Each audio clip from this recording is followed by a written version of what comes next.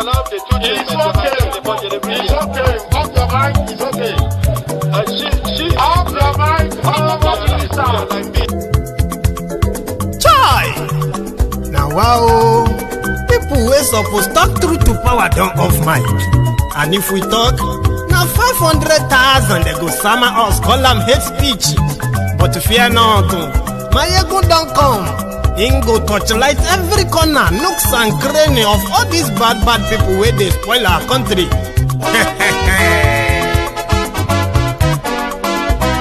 So my people make we loud, oh yo yo. Mayegun don come, oh yo yo. My people make we shout, oh yo yo. Mayegun don come, oh yo yo.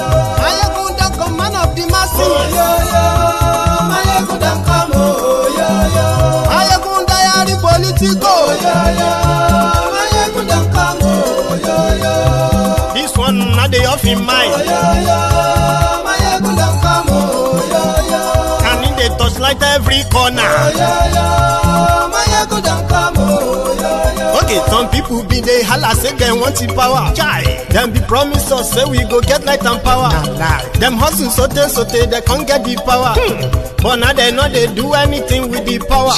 Every day, dollar just they get the higher power. Over naira, still them talk say make we off mind. But thank God say Mayegun don come. So my people make you loud, oh yo yo. Mayegun don come, oh yo yo. My people make we shout, oh yo yo. Mayegun don come, oh yo yo. Mayegun don come, man of the masses, oh yo yo. Mayegun don come, oh yo yo. Mayegun diary politico, oh yo yo. Mayegun don come, oh yo yo. This one not dey off in mind, oh yo yo. Mayegun don come, oh yo yo. Person wey dey do evil no one make person talk. Them say that Mayegun, that man too dey talk. He too dey talk. Say Mayegun diary, he dey hot like pepper. But every day then they take money in bulk. Poor man pikin dey the street dey hawk.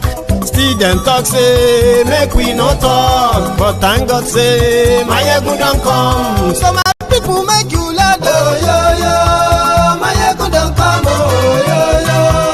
My people make you shout, oh yo yo. Mayegun don come, oh yo yo.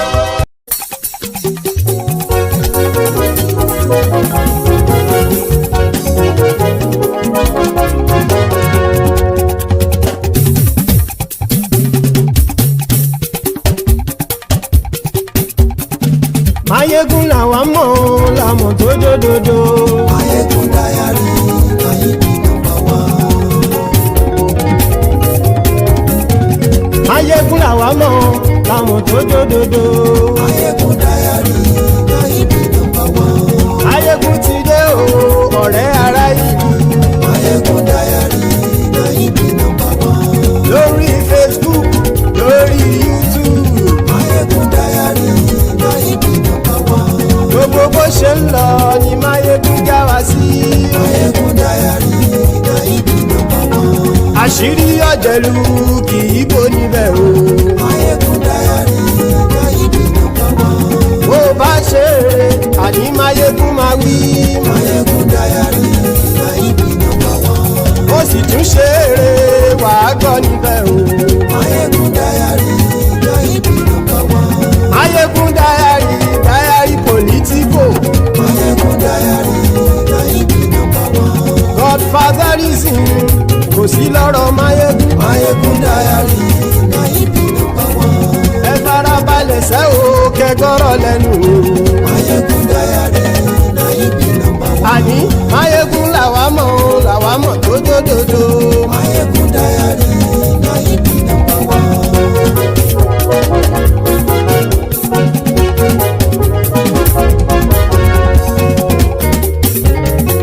Àní ẹ̀sùn ràkì. Mayegun ti dé. Mayegun ti dé. Ọ̀jẹ̀lú ẹ̀sùn ràkì. Mayegun ti dé. Àní ẹ̀sùn ràkì. Mayegun ti dé. Lórí Facebook. Mayegun ti dé. Àní ẹ̀sùn ràkì. Mayegun ti dé. Lórí YouTube. Mayegun ti dé. Àní ẹ̀sùn ràkì. Mayegun ti dé. Bọ́ bàbá gbé wúrẹ́. Mayegun máa wí. Àní yẹn sọ́ra jù. Máyégún ti dé. Ijó ìgbádùn yẹ. Máyégún máa bí. Àní yẹn sọ́ra jù. Máyégún ti dé. Presido bá rúfin o. Máyégún máa bí. Àní yẹn sọ́ra jù. Máyégún ti dé. Igbó ní. Hello there. Good morning to you. Good afternoon to you. And good evening to you from wherever you are joining me. This is Máyégún Live. And thank you so much once again for joining us. Remember, read the caption of this broadcast. Read the description as well. Like it. Share it. Invite your friends. Invite your not so friendly friends. Tell them that Máyégún today, Máyégún is live. And thank you very much if you have done that already. So tonight, we are delving into an ongoing kind of like back and forth, face-off between the Ribadumb, Ribadull, Ribatifu, Ribadull, Barau, right? Who is now the NSA to the druggie, thiefnubu. In the last 1 week, Ribadumb has been threatening a woman called Najaatu Mohammed. He is this outspoken woman who was very kind of like vocal during the 2023 charade. The woman that said she met with thiefnubu, because thiefnubu specifically requested for her attention and audience, and she went and she asked thiefnubu what was his plan for the northern Nigeria. And thiefnubu said he had no plan. But if Naja'atu had any plan, she can share it with him. And yeah, he will look into it and make that Naja'atu's plan for northern Nigeria his plan.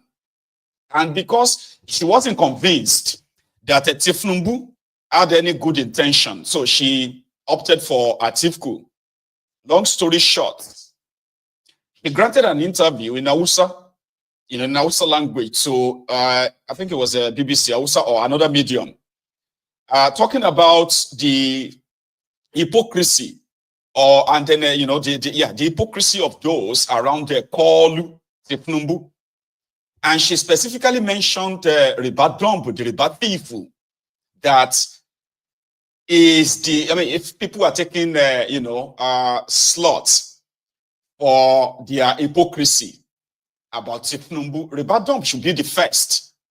This was a man who publicly, not just privately, who privately and publicly, right, said the two most corrupt governors that he ever investigated when he was the chairman of EFCC were thiefnubu, the Jagawere, the Jaga addict, the Jaga banditi, the Asiwaju Awole, Asiwaju Eyiole, as well as Uzor Kalu, the ex-convicts.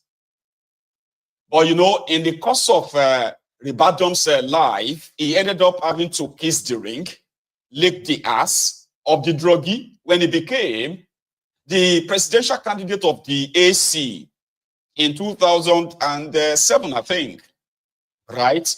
He finally kissed the ring, bent the knees, and licked the ass of the druggie.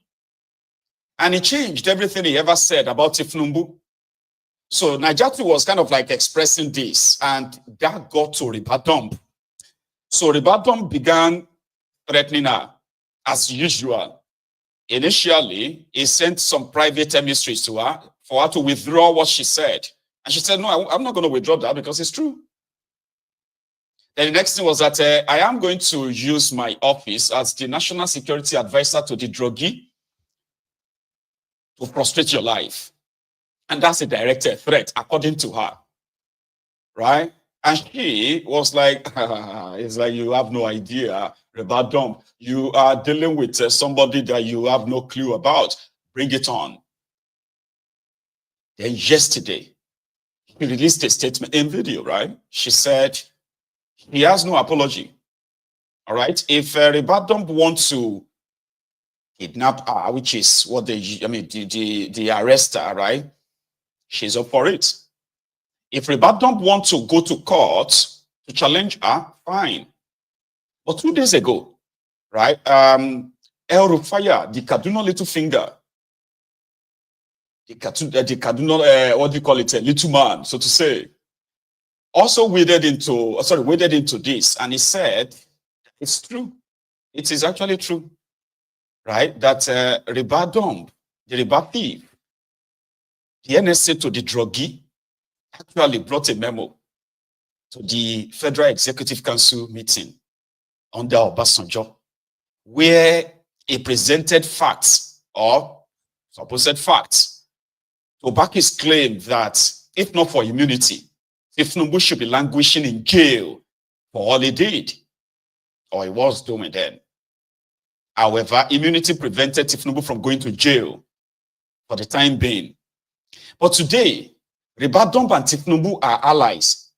In fact, there is this clip, I think it was, it was around the 2007 or thereabout. I have it here before we proceed, right? On Ribadumb and what he actually said on camera. Why the EFCC appears compromised on matters concerning Tinubu. If not, how come he has not been charged to court, despite several petitions against him, and in spite of Nuhu Ribadu's boastful claims that he had enough evidence to nail him? One of the governors, we think he took close to about 75% of the resources of the state. One governor took 75% of the money from the state government? And this is a state that is probably made over $1 billion in terms of revenue. Or was it the reason he gave his ACN presidential ticket to Ribadu in 2011? It is apparent that there is a deliberate attempt at cover-up of all these alleged nefarious activities by one man. One can remember with nostalgia Tinubu's case at the Code of Conduct, but like a cat with 9 lives, he still evades justice. The case against him was simple and grievous for any government. Always evade justice because Nigeria is a crime scene, a den of criminals, and those who are to put thiefnubu and his likes in jail, they are as compromised, as dirty as the man you want them to put in jail. And that is why somebody like him and people like him have always been like a thriving in that contraption. So, and there was actually a paper, like a newspaper cuts around the time as well. This was what rufire, Kaduna Little Finger, shared. It was the time when, again, this was when Ribadumb was the EFCC chair in Nigeria, when he said, we will frustrate thiefnubu and Koolu and others, simply because, these were people who were like enjoying at the time an immunity from prosecution, not immunity from investigation. So normally, right, if Nigeria was a real country, thiefnubu won't be your president. He will be in jail, even in this old age. I asked their grok to make me a clip, a picture of thiefnubu in prison uniform and handcuff. And he gave me this several, this is my 2 favorites. It would have been thiefnubu normally if Nigeria was a real country, but Nigeria is not a real country, unfortunately. All right. So Naja'atu statement on, to Ribadumb was that you don't need to intimidate or threaten me. Just do it, because you will get no apology from this side. Ladies and gentlemen, here is Naja'atu. I am Najaatu Mohammed, the founder and chairperson board of trustees for the Northern Star Youth Initiative. There's no retreat, no surrender, no apologies to Nuhu Ribadu. I'm speaking in response to the recent threats and intimidation by Nuhu Ribadu using his attack dogs and his lawyer Ahmed Raji and co. Regarding my statement that the then chairman of the EFCC had publicly accused the then governor of Lagos State Ahmed Bola-Tinubu of being, and I quote, a corrupt government official who will not escape justice. While I acknowledge that Nuhu Ribadu might have forgotten or chosen to retract his comments from the past, I stand by my statement and do not believe an apology is warranted. Apology to whom exactly? To President Tinubu for the earlier comments made by his now National Security Advisor? Or apology to Nuhu Ribadu for his forgetfulness and master-serving mindset? I stand by my original statement and will not be retracting it. My words accurately reflect my views on the matter based on what is already in public domain. And I do not believe an apology or retraction is necessary. I will not compromise my position to appease Ribadu and his attack dogs. I will not retract my statement, nor will I apologize for speaking the truth as I see it. Nuhu Ribadu, you have issues. As you have threatened, please go straight to court, but nothing will silence me. You must understand that you cannot intimidate me. No one can intimidate me. I live for posterity, not for people like you. I have, over the past 48 hours, received multiple threats, calls informing me that you seek to send your attack dogs on me. It is so unfortunate that your attack dogs need to notify me before arresting me. If this is the new standard of operations of your attack dogs, Nigerians must stop wondering why known terrorists and bandits continue to evade arrest while truth sayers and patriots are being oppressed, detained, and threatened. Finally, I have just received reliable information that there is an existing attempt to subvert the judiciary for further intimidation, to force me into retracting my statement. Nuhu Ribadu, you have failed. You have failed the nation. You have failed your voice. You have failed yourself. I refuse to be intimidated. I will continue to tell the truth as I understand it. And let me tell you that no amount of intimidation, no prison on earth is Najaatu afraid of. The only prison that I fear of is the prison that we will all go into. That is our graves. But even that, I have no fear because I live in harmony with my Creator. So Nuhu Ribadu, do your worst. The worst is best for me. I stand by what I say. I'll continue to say it. I don't care what you think or what you do. I stand by what I say. Long live the Federal Republic of Nigeria. Thank you. Naja'atu, if you know her very well, right, you can be very rest assured that she's not bluffing. All right? She's one very outspoken woman from that part of Nigeria, no doubt. All right? I remember when she took on rufire as well, the one that is trying to be on her side now.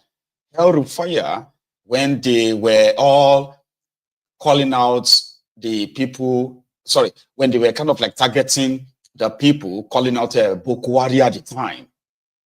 Naja'atu had this to say about the rufire then, a flashback. One, who brought rufire to BPE? It was Atiku.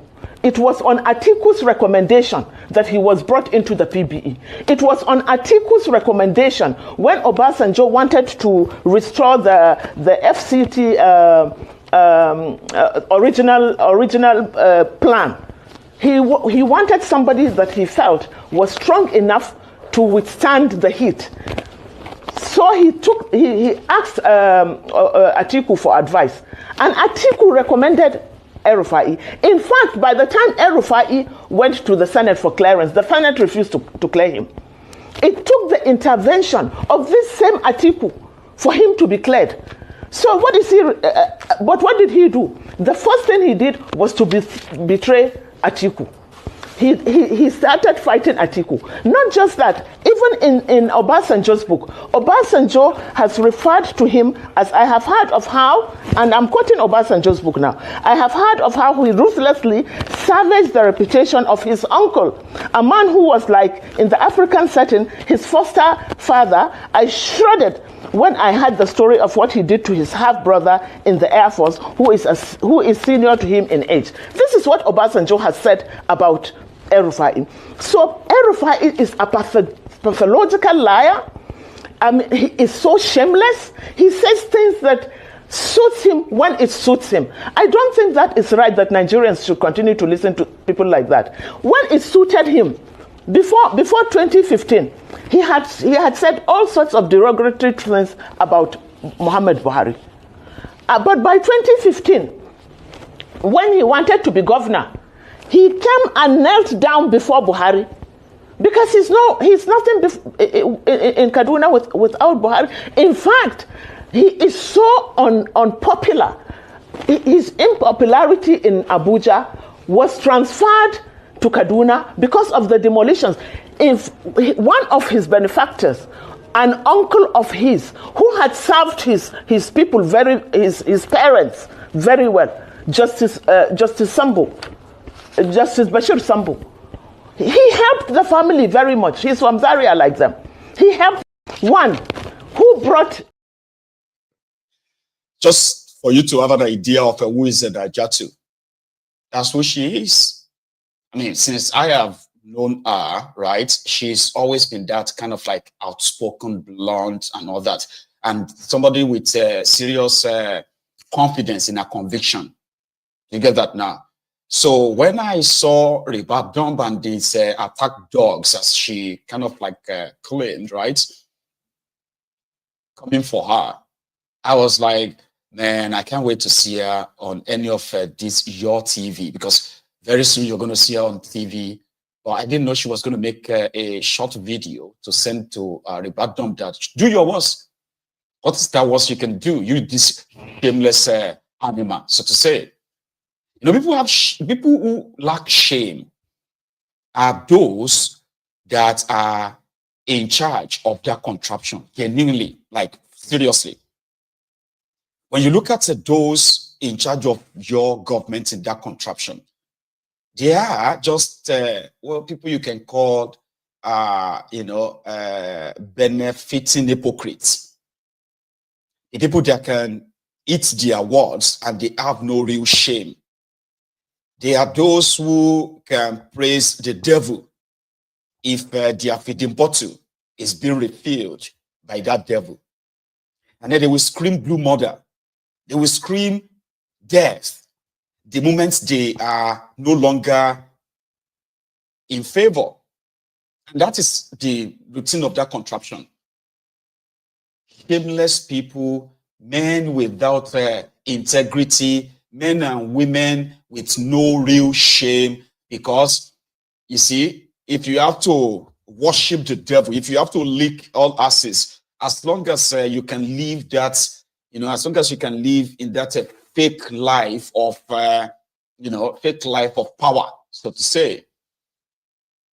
And that is why they will tell you that in Nigeria politics, there is no permanent friends, no permanent enemies, just permanent interests. But guess what? Their interest is not the interest of the people. It is their personal interest. Once their personal interest is not being met, then they will begin to act like they are on the side of the people. That's how they do it, right? Unscrupulous elements, parading themselves as honorable men and women. And that is why I don't really see them as, I see them as criminals. That's how I see them. In case if you think that, we are being disrespectful by not giving honor to dishonorable men and women, you don't honor criminals. You see, don't follow the words of mouth, but the actions of these rogues tells more about who they are. It is their actions that I kind of love to judge, not even their utterances, not what they say or didn't say. just their actions and inactions, so to say. Majority of those who are miling around thiefnubu today, they are among those who concluded that thiefnubu he somehow has enslaved the Lagos. He has turned Lagos to his own family or personal fiefdom. And therefore, if you are willing to kiss the ring, then he's willing to probably give you money and turn you to Ajele, anywhere you want to be, from the north to the east to the west. You see a lot of those criminal politicians, miling around them in the dark, even in the open, just for money. But yet, they know who he is. They do. But when they have that power, that's another thing. I call them little men, men of, men of the law. The only thing they have is the ill-gotten wealth, ill-gotten power. The ill-gotten power makes them feel so vulnerable that they all have a very, very soft kind of like, thin skins that you can easily get under their skins so easily that before you know it, they will order their police or their DSS or what have you to track you down, lock you up, torture you, and make you beg them, like beg them. You need to beg me. You know that kind of thing, like, I have the power. I have the power to make you disappear. Little men, low lives, but in the corridors of power. So that is why Ribadumb, despite all the public evidence of all his utterances against this druggie, this kleptomaniac, treasury looter, certificate forger, right? They will all be there to now say, no, I didn't say that. No, I didn't mean that. Because they are shameless. The other day we were talking about people being like, changing their mind. There is difference between having an opinion about someone and having some factual, established criminal tendencies about someone, which possibly could influence your opinion about someone, right? So if your opinion about somebody is going to change, then that means there are some other facts that must have changed. But if the facts about this person hasn't changed, but your opinion has changed about them, then check your own integrity, check yourselves. I mean, if you have shame, you say something is so wrong today, and tomorrow you are in bed, sharing a chicken together, and you begin to say, well, that was the time I was not aware. Now you are aware. You are aware that this criminal call, maybe the reason why you probably didn't, you saw him as a criminal was because you are not benefiting directly. But the moment you begin to benefit directly from this criminal, then you begin to define the crime and say, well, it's not that bad. Do you know how many people that will never become senator if not for thiefnubu? Do you know how many people that thiefnubu has made governors? And at the same time, you are ignoring the part where you say, do you know how many millions of people that have become impoverished because of thiefnubu? Majority of you don't even say that, do you?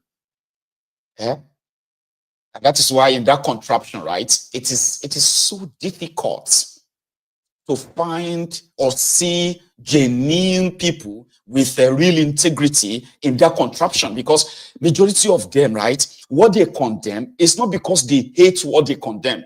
They only hate something that they are not benefiting from.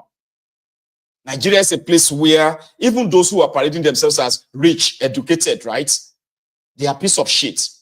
Seriously.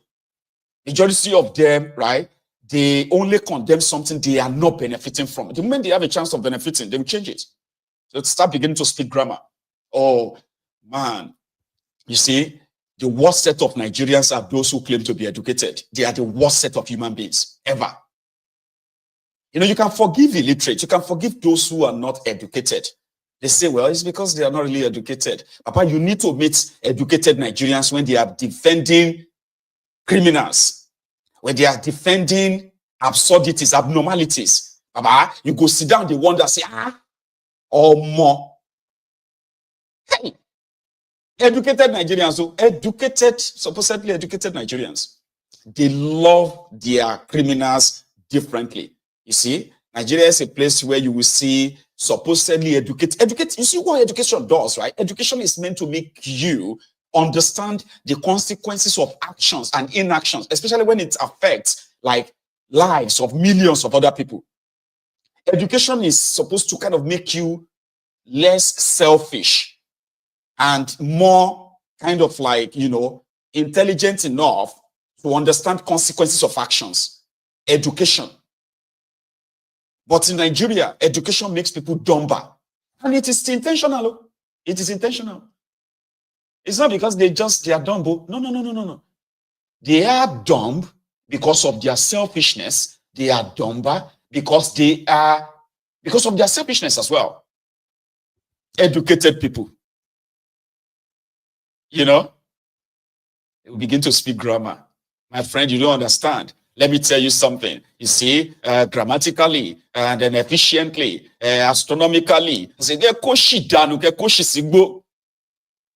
you don't understand. Listen, economically, you know, strategically, technically, and that one other kali, and all those nonsense, because they want to defend criminals. And there are those who convinces the illiterate, the uneducated, why they must do some certain things in favor of criminals. Then they will turn around and begin to tell you how illiterates are voting for criminals. They are voting for incompetent people. Meanwhile, guess those who are promoting the incompetent people? Educated people. They are here. You go online, go on social media, you will see doctorate degree. People who claim to be PhD holders, they are defending a certificate forger, a drug dealer. Where is your evidence? Can you prove this in court? All these things you are saying, can you prove it in court? My friend, you better watch your mouth. My friend, do you know that? Yeah. You see the problem. Lest should we blame the illiterates? Because, well, the illiterates possibly are more intelligent than the educated one, because most of the educated Nigerians are selfish, self-centered, so greedy that they are waiting for their own crumbs from these rogues, and they will say anything, they will do anything and everything to defend that crumb. Go online, go on social media, go and read them. PhD holders defending a certificate forger. Should be education supposed to be like something that those of you who are educated, you should be offended when you see rogues parading or presenting themselves for the position of leadership in your own country. You see, all over the world, educated people are the ones running the affairs of the country. In Nigeria, illiterates and criminals are those who are running things because they have educated people hired to explain it to people. Educated people want to be appointed as personal advisors, special advisors, senior special advisors, ministers, ambassadors, and blah, blah, blah, blah. You know, whatever pays the bill. And that is why you have criminals in charge of that contraption. Criminals. People who have failed in everything. In their life, and they've failed. They join politics. They become governors. And then suddenly they become stupendously rich. They don't care about consequences of their actions in the lives of millions of people. Do you know how many people that thiefnubu has made in this world? How many? The people that he made so that they could rob you. And they succeeded in robbing you, only to create poverty all around themselves so that the rest of you can depend on them. Isn't that what they have done? Policy-wise, would you say anywhere these guys have had the impact in your life, they have improved your lives? Any of them? Apart from the fact that you are praying to be given some money, some crumbs, so that you can have your own share. Typical Nigerian, you know, a typical Nigerian is a potential criminal. If he is now educated, that even kind of like increase the possibility of his criminality, his cover up, speaking grammar, speaking English to cover up crimes. It's very much typical. They are not like, you know, they are not somehow patriotic enough to understand that They do, but they just don't care. But to understand the consequences of robbing the people in the way these rogues have been doing it, but they have the chance of explaining it away for you. Say, I don't, let me explain something to you. Let me say, what do you want to explain? Get out of here. That is why you have somebody who was once, the Maja EFCC. We investigated thiefnubu and his likes. But because of immunity, he couldn't put them in jail. But today, he's now using the position given to him by the same druggie to intimidate citizens, to intimidate, the private citizen. So I'll put you in jail. I will arrest you. You have the police IG that released the armed robbers when he was commissioner or something in Kwara. Today is the police IG. Falsify his age, falsify his his recruitment at time and the rest, just to stay extra 4 years as the police IG in Nigeria. Person will be say the police IG, who is a criminal, to cover up his crime, they have now started picking people up. Everyone that says you are a criminal, what you have done is a crime. This, then they started using the position to hunt people down. But they can't hunt the real terrorists down. That is another irony. They can track anybody to anywhere within hours. But they can track terrorists. Terrorists in Nigeria have become so emboldened, so established, that they are collecting ransoms through banks, bank transfer, and they are not traceable. But you said something about thiefnubu, the druggie. Go on, say something and see what will happen tomorrow morning. If they won't track you down and charge you for cyberbullying, you are cyberbullying somebody. How dare you cyberbully IG of police? A OIG of police of Nigeria is cyberbullied because somebody said he is a criminal. The same thing. Oh, you are cyberbullying the National Security Advisor. Baba, hey, God damn it, man. And these are the guys who are like driving in convoys of different layers of security. Mean-looking security guy with guns. There are some of the guns you probably don't even believe exist. But they are intimidated by somebody who says something on social media. Low lives, man. Intimidated.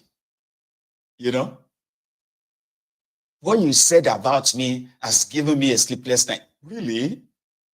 Lolo, sleeping tablet, preteen. So that you can sleep, you mofo.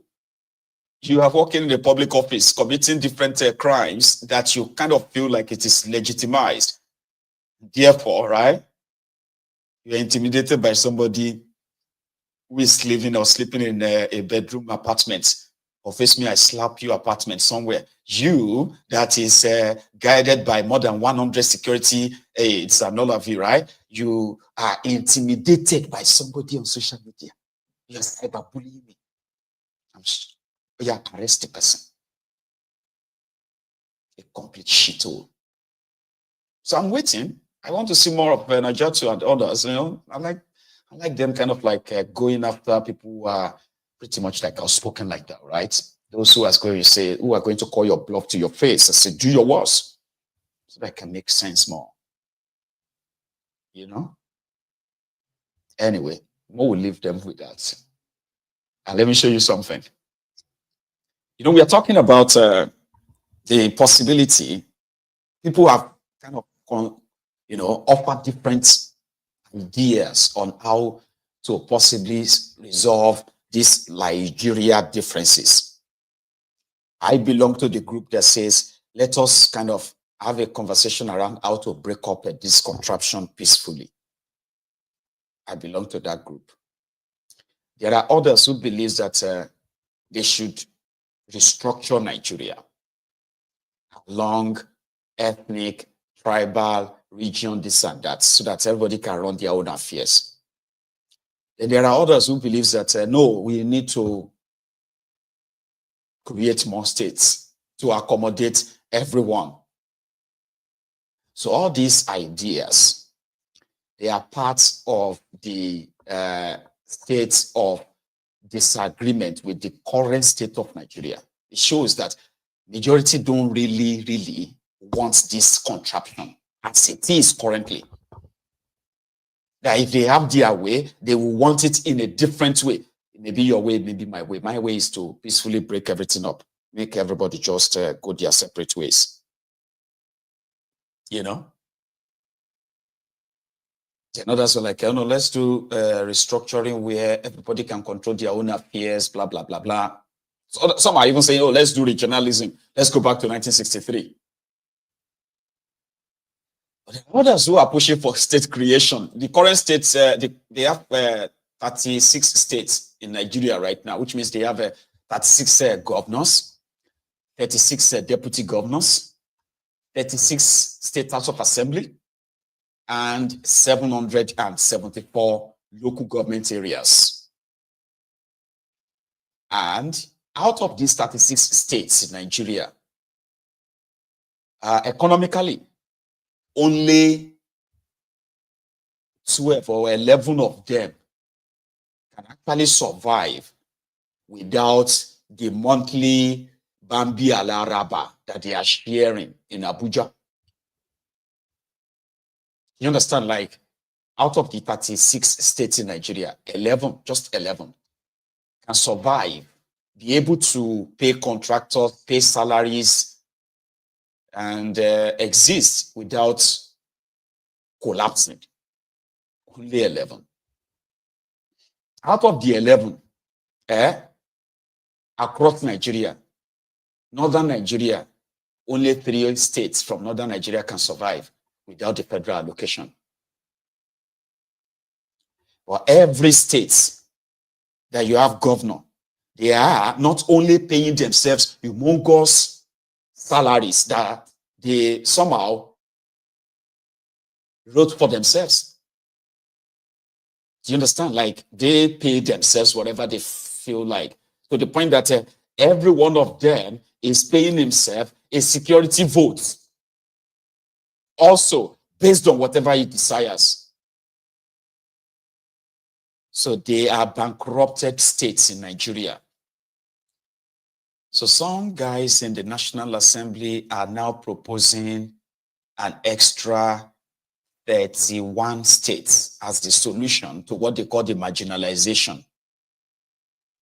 So the following states are the states being proposed by the House of Representatives in Nigeria. Let me read them out. They have Benue, Allah states, to be created out of the current Benue state. Okun state from the current Kogi. Okura state from the current Kogi. Confluence states from the present Kogi. Akwa Agba state from Benue, South Senatorial District. Akwa state from the present Benue. Right? A 37th state, namely the Federal Capital Territory, Abuja. So they have to call Abuja a state, not FCT only. This is the North Central, in the Middle Belt. In the Northeast, they are proposing Amana State from the present Adamawa, Katagum State from the present Bauchi, Savannah State from the present Borno, Muri State from the present Taraba. And then when you go to the Northwest, New Kaduna State and Gurara states from the present Kaduna, Tiga State from the present Kano, Kainji State from the present Kebbi, Gari State, Obina Gari State from the present Kano. In the Southeast, they are proposing Etiti State as the 6th state in the Southeast geopolitical zone, but more, Adada State from the present Enugu, Urachi State as the 6th state again, right, from the present Southeast zone. Olu State from the southeastern region of, I don't even know, okay. Then they have Aba States from the southeast eastern region of Nigeria. This is from the present Abia. Then they have another one in the south-south, they call it Niger Delta. Ogoja State from the present Cross River. Warri State from the present Delta, Bori State from the present Rivers, Obolo State from the present Rivers and Akwa Ibom, Southwest Yoruba Land, Toru Ebe states from the present Delta, Edo and Ondo, Ibadan State from the present Oyo, Lagoon State from the present Lagos, Lagoon, okay, Ijebu State from the present Ogun, Lagoon State from the present Lagos State and Ogun. So that's like combination of both. You see the repetition there, right? Then we've already had Ibadan State. Why did they put Ibadan twice? Okay. So Okeogun and Ife Ijesha states. Is that even a name to say Okeogun and Ife Ijesha states? That's another two, right? From the present day Ogun, Oyo and Oshun. So, according to one of them, the reasons why these new states will resolve the differences of Nigerians and bring development to these mentioned regions out of the present 36 states to now take the states to 67 or 70 states in Nigeria. Listen to this, his explanation, one of them. My background, well rooted in the civil society and where I came from before I joined the parliament, it is very easy to criticize some of these issues. And what is the essence of governance? Governance is about the welfare of the people. So if Nigerians have concluded that state creation will lead to governance getting to the last citizen of this country, then it is not about the boys in quote.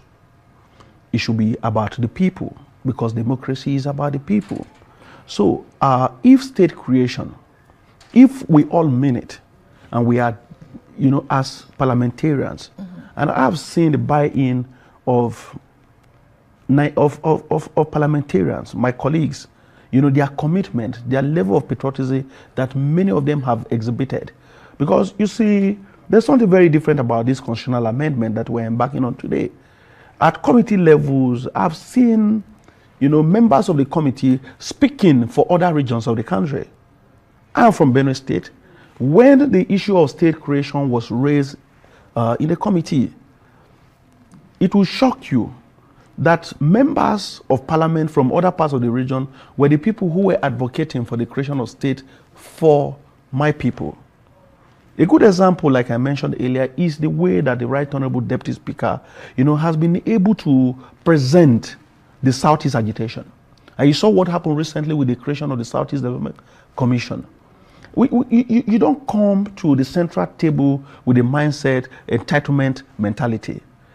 You lobby people, you make your case, you discuss with people, you share your pains, your worries with the people. So people buy into your worries. Why do we need a state? We need to reach a larger number of persons in our community, develop our communities to do better for the people, engage more people. So governance or democracy is not about the boys.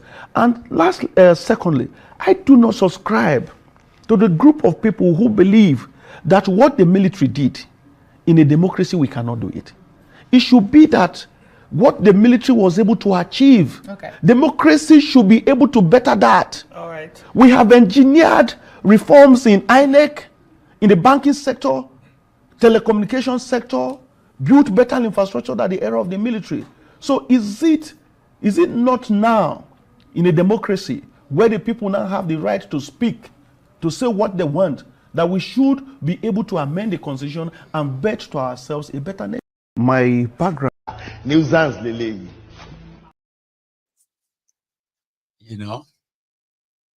The viability of this state is what ordinarily, right, should be the priority of those who claim to be lawmakers. There's one thing that these mofos have not been able to do.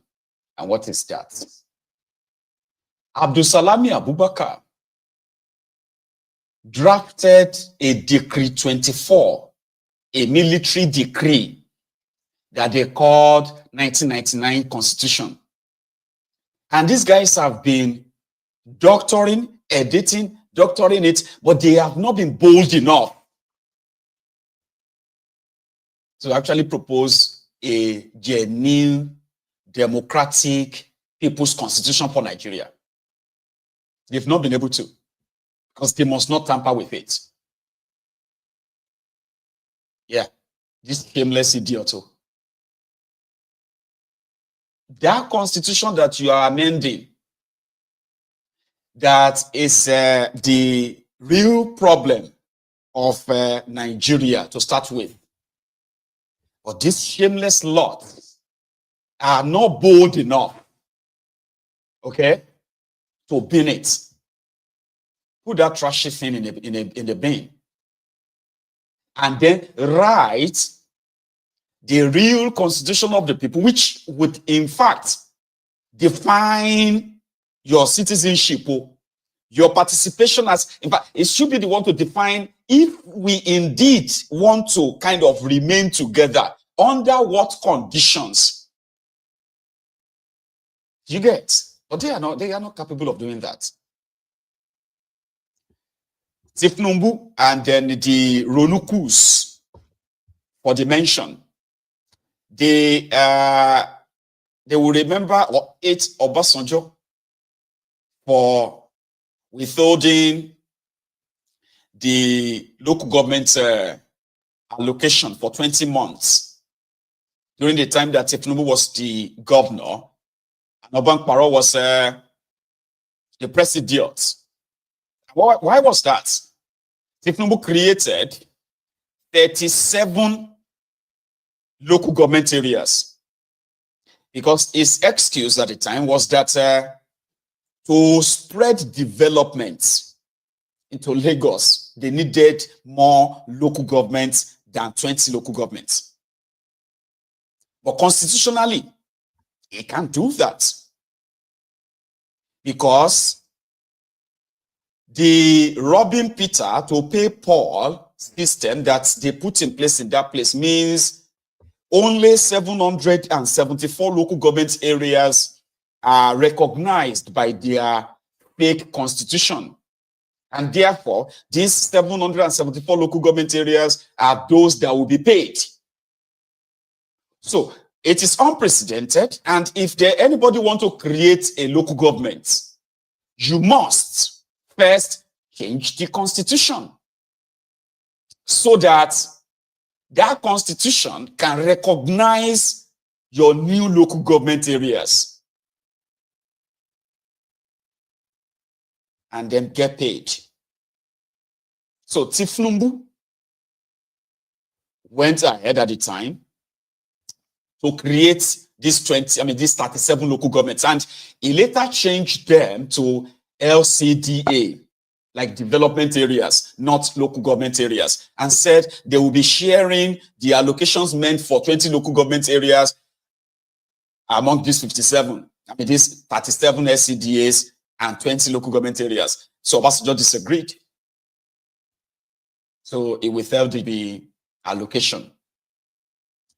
thiefnubu today is the president. Just like the fraud of this pro-democracy nonsense that these guys have been pushing, right? The fraud.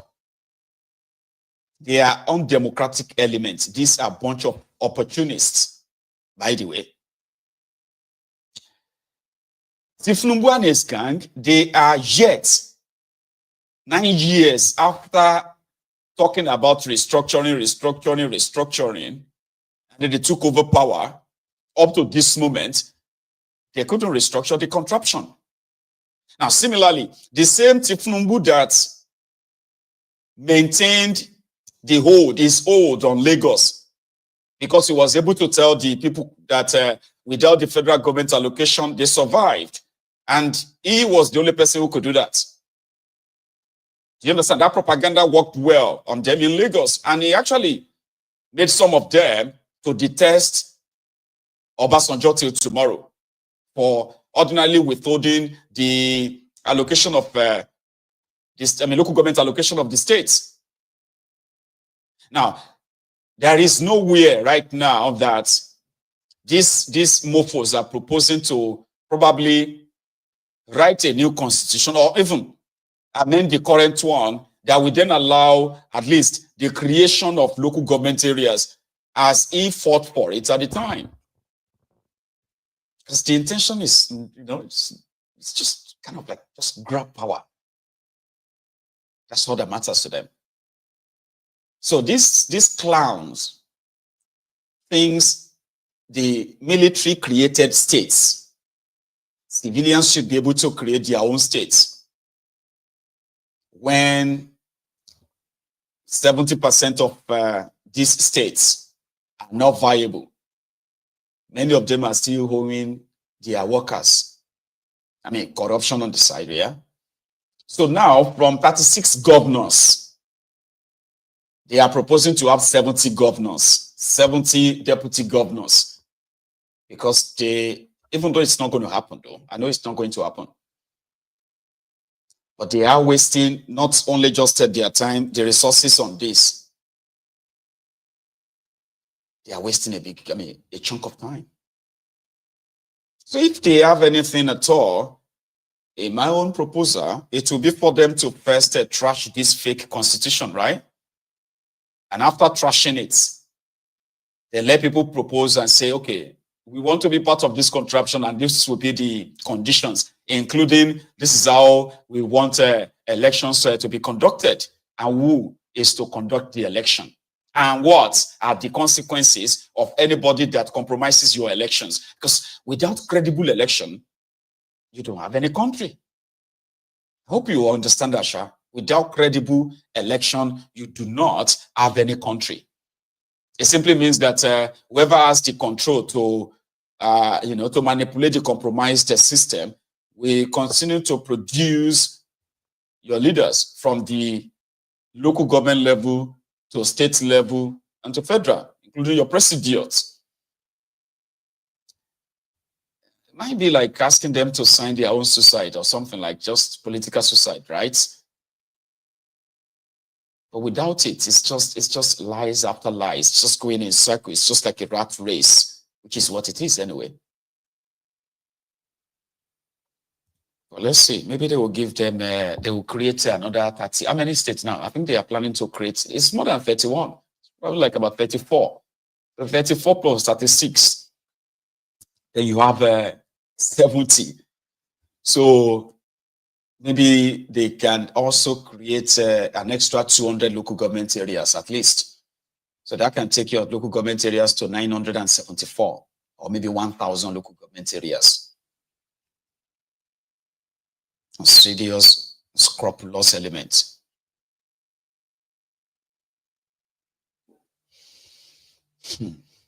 Talking about thiefnubu. In Lagos, the new Lagos speaker, Miranda Mujisola, and our fellow Agbero lawmakers there, right? They have now passed a vote of confidence on thiefnubu.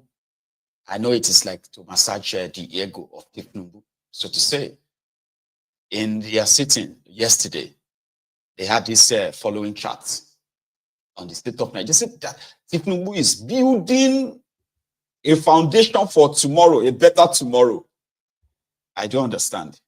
Personal explanation, Honorable Tobu. Thank you so very much, Right Honorable Speaker, distinguished colleagues. Yes, I brought before you this morning a personal explanation that has to do with the situation going on in the country. I want my people to recall that when this government took over almost 2 years ago, the economic situation in the country was a bit tight and people were complaining. But we told them that they should exhibit some restraint with the present government with a view. They have visions, they have mission, and they are pursuing the agenda with all seriousness it takes and it deserves. Today, we are happy that the economic policy of the present government is yielding fruit. And we are seeing the stability in the country. On what premise is democracy based? I think it's based on fairness, equity, and justice. It is based on your ability to be ready to correct whatever mistakes, based on your ability to listen to whatever your followers are saying. And that is the attribute we have in our president, President Bola Ahmed Tinubu. Little wonder why we all are reeling out achievement of his government. But let me also join my colleagues to mention some of the things that I think he has done based on equity, fairness, and justice. Today, you can see that we have development commission all over the country. All the 6 geopolitical zones have their development commission. What is that meant to attend to? Attend to our individual problem. Attend to the individual problem that is particular to to every region that makes up this country. Behind and beside every successful man, there is a woman. I must commend the First Lady of the Federation, Senator Ribadu-Tinubu, for backing up the presidency, for her efforts, her contribution, her philanthropic gestures here and there. And I must commend her passion, especially in the homegrown farming. This simply tells us that we must grow what we eat and eat what we grow, and be less dependent on importation. The shift must be from consumption to production. I must commend her for this one, and I want to encourage her to do more because I know she has the capacity and the character to do this. Madam Speaker, I've heard our colleagues reel out the amazing things he has done, from cutting the debt service from 97% to 68%, clearing of the 7 billion forex exchange, the oil production increased from 1.6 to 1.61 million barrels per day, the competition in terms of the Dangote refinery, the Port Harcourt refinery, marginal oil fields, and so many more. Madam Speaker, I'm happy today because I'm a product of Bola Ahmed Tinubu. And I can tell you categorically well that the 40 members of this House are also products of Asiwaju Bola Ahmed Tinubu. And without Bola Ahmed Tinubu, who had piloted the state of Lagos State in the last 20 years, none of us will be seated here today. Colleagues, this is also to join my colleagues to appreciate our president, the father to the nation, my father, and to thank him for where we are today. And we know that, personally, I know that it will take us to the promised land. When it started, it was a bit rough, but with the things we see now, it shows that tomorrow is definitely going to be better. Nuisance Lele. They are very good in the art of psychophancy. You have to give that to them. You know, you have to give that to them. Like, give it to them. thiefnubu has cleared $7 billion forex backlog. He has reduced the debt repayment to 68%. Yeah, all this nonsense are not true. But they will repeat them. Do you understand? Or like Dangote refinery, Port Harcourt refinery, Warri refinery. All these things are not true. But they will keep repeating them. The more they repeat them, and everywhere you turn, right, you'll get so tired to the point that you begin to believe them. Meanwhile, factually, they are not true. They are not. Because ordinarily, right, there are some certain things that commonsensically, like common sense, if they are true, you will feel it. Port Harcourt refinery is working. And yet they are still importing over 2.8 billion liters of petroleum from Malta and other places. Same people who are supposed to be refining in Port Harcourt and Warri, they are also the same people that are importing. Like, it doesn't make any sense. No.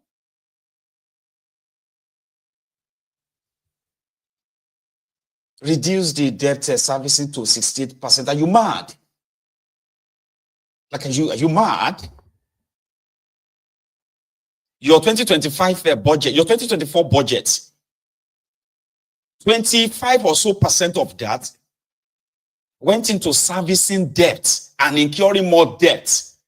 Your 2025 budget, you want to use a 16 trillion naira out of 49 trillion budget, which is now 54 trillion, by the way.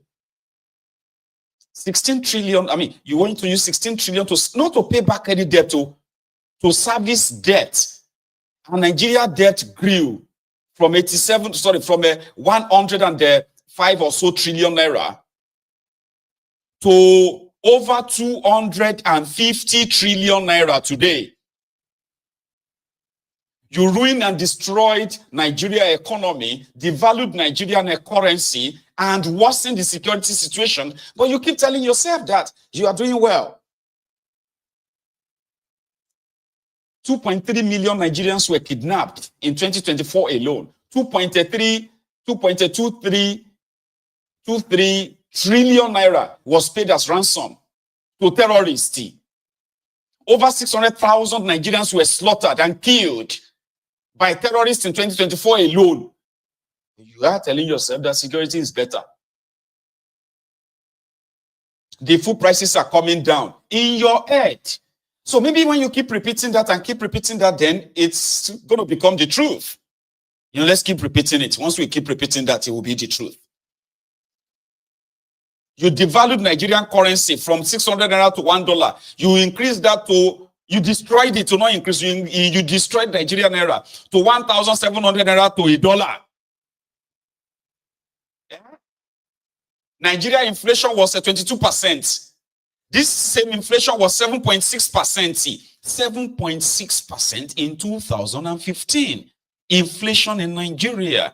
And 8 years after that, it jumped to 22%. Nigeria GDP per capita income to an average Nigerian in 1999 was put at $416. I found out later.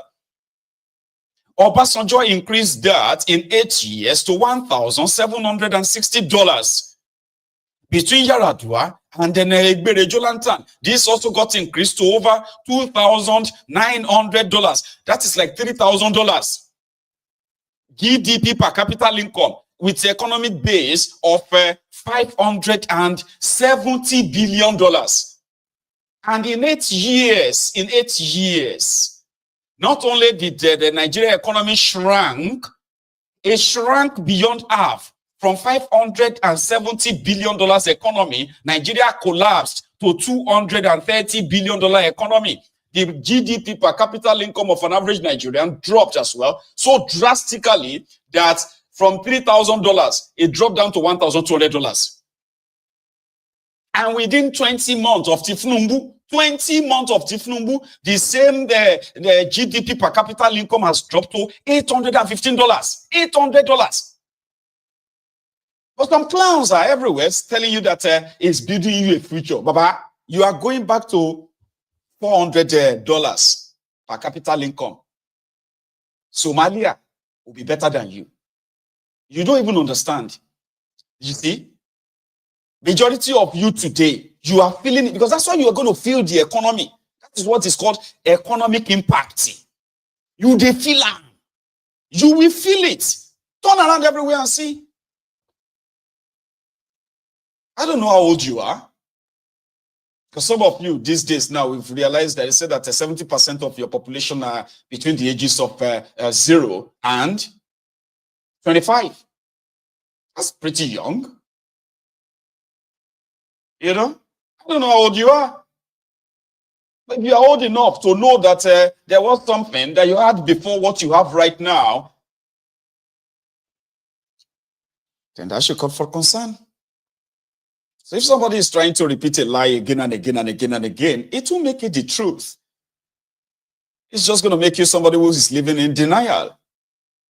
In that same Lagos today, these ones are fighting over electricity, band A, band B. Now you alright? You call him a boss or who?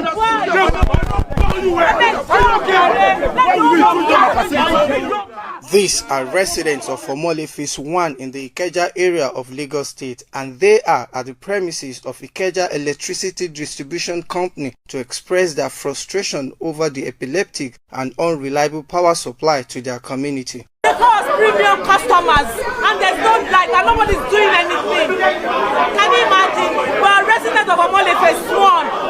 Please, they should answer us. We want an answer today. If not, we're not living here.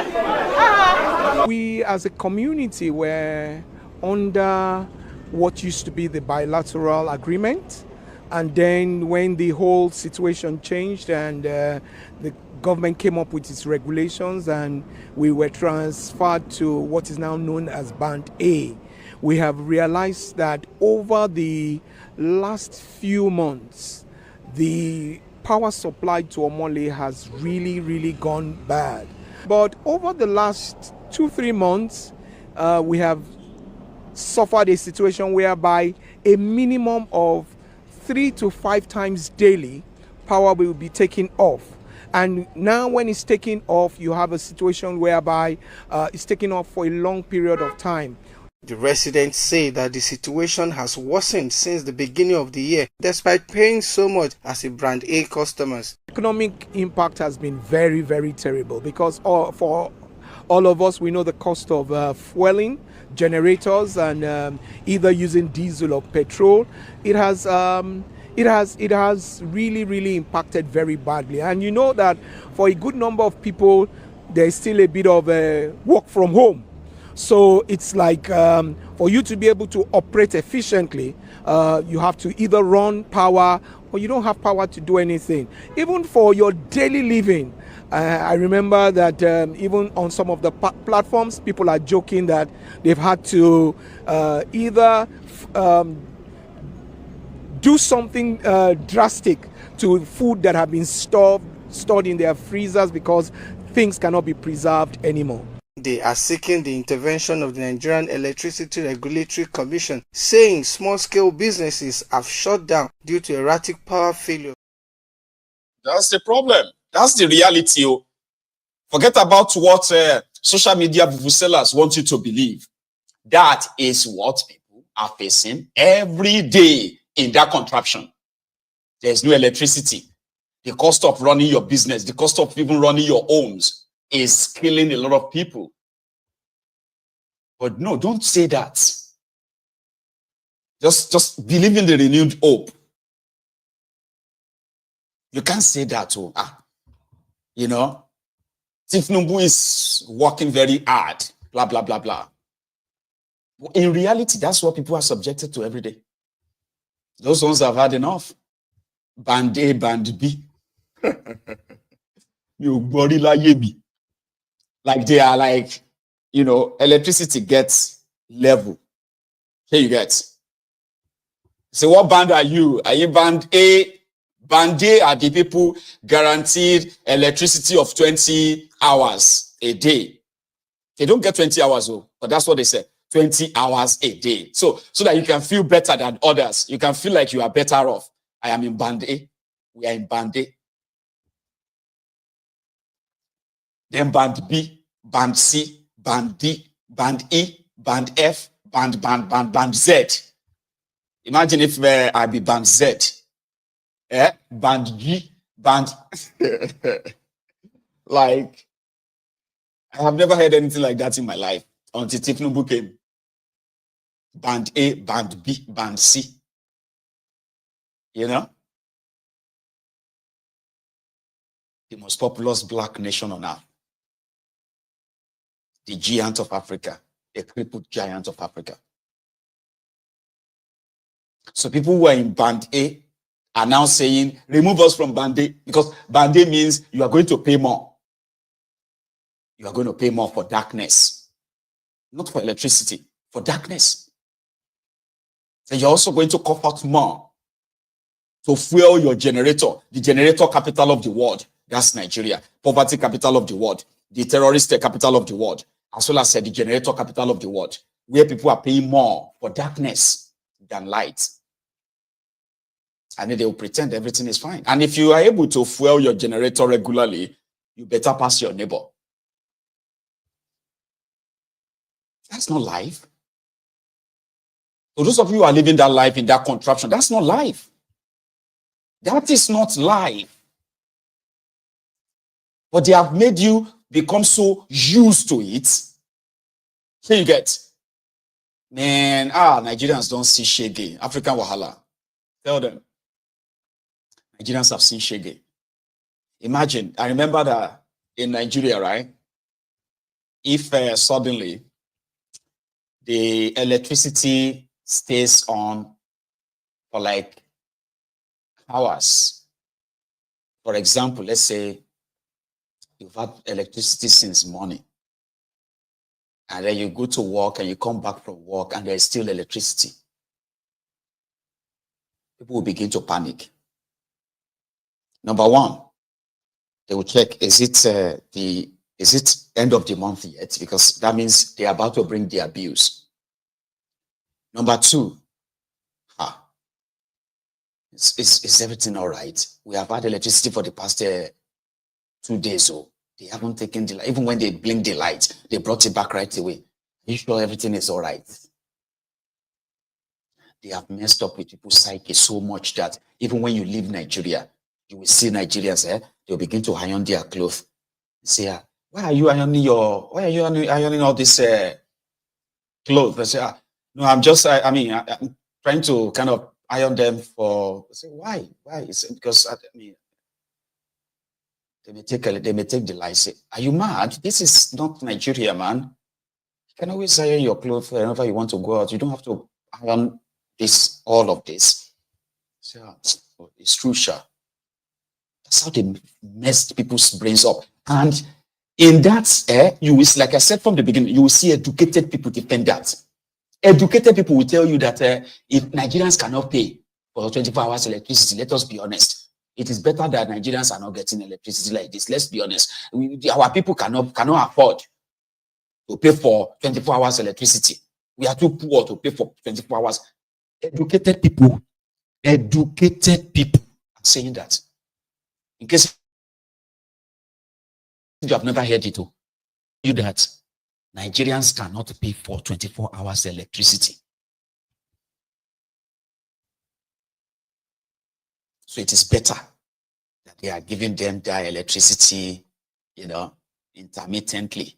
You get? You have this one, band A, this one, band B, this one, band C. They will have 4 hours. These ones. And there are people that will not even see electricity for months. For months. And every now and then, that they finally brings the lights, you will see so much jubilation. Hey, Ogun, Obatala, and all of this, Amadiwa. Give me the names of all these, Ekwensu and the rest of all these deities. They're supposed to gather together, inflict never seen before pandemic on these rogues with what they have done to us. Baba, you will see people saying, up NEPA, up NEPA, up NEPA. They have brought electricity after 2 weeks. Immediately that light popped like that. They have forgotten. They have forgotten that they've not been given electricity for weeks. So happy. Just I charge. I need to go and up NEPA, like And that is why these rogues always feels like they are doing them a big favor. Say, see, I'm doing you a favor. You should be thanking me. I just bought you transformer. Remember, you've not had electricity for 6 months. That is the most populous black nation on earth, though. Being led by mediocres, selfish, self-centered, career criminals. And about the people, sometimes you feel like they deserve them too.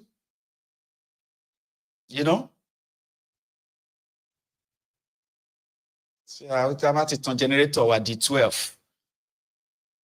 I call the window. Once we put on the generator from 8 p.m., we turn it off by 12. But you go do mistake, you forget to turn off the generator. Chichi, you forgot to turn off the generator. Baba, you leave the generator overnight. Can't consume fuel. Yet that's how people are living in that place. And that is not right. Sincerely, it is not. But this is our reality. And this is also 2025.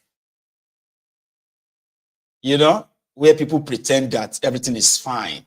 They'll tell you that it's a normal thing. It's normal now. My brother, it's normal now. It's not normal. They've messed up with your head. You know? But what can you do? Dr. Udenta. The Bola-Tinubu presidency launched itself with an air of restrained triumphalism because his agenda was maximalist as against minimalist, incrementalist method of governance. Audacity of hope. Subsidy is gone. That's maximalist. It's not minimalist. Naira flotation sending shock waves across the physical and monetary policy landscape. The expectation is that a year and a year half, this maximum agenda of reconstruction of Nigerian political economy will begin to yield results. We've seen now in the past 18, 19 months, heading to 2 years, of hope transforming itself into hopelessness. Of a nation under the grip of what one can call stasis and paralysis, motion without movement. A numbing sense of a nation slouching towards Golgotha, certain level of perdition, both in politics, both in security, and revamping the economy. So looking at the political terrain, you have to, fold it around these broad issues of governance that would not be able to, with the billions and trillions raised from removing subsidy, put food on the table for the people. The prices of staple food items and drugs and so on have risen astronomically. They've not come down. The transportation cost is high. School fees haven't come down. Rents haven't come down. Nothing has come down. And salaries are frozen, meaningless. That means where has the trillions gone?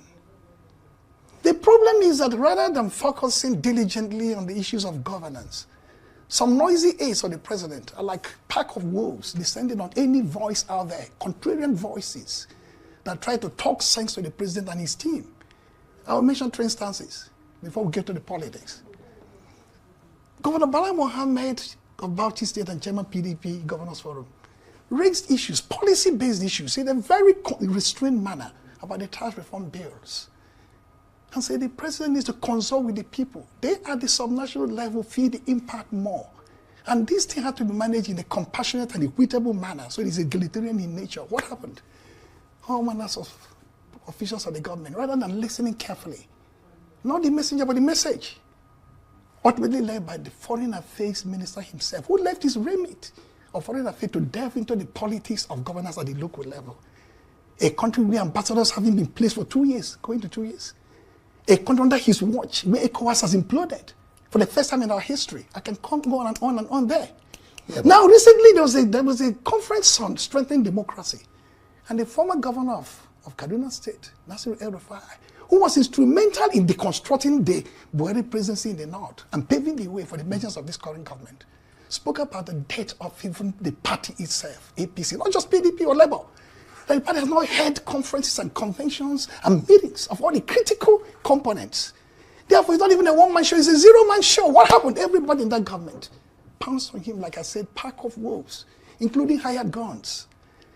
Rotimi Amechi, Governor of Rivers, in the same forum, said he don't take political power in the sense of casualness.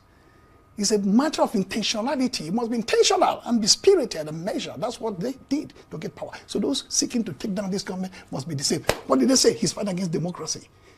That is what will bring us to the guardrails of democratic governance, which I will pause at this. Eventually. Well done, sir. Well, hopefully. it is still all grammars, English, you know?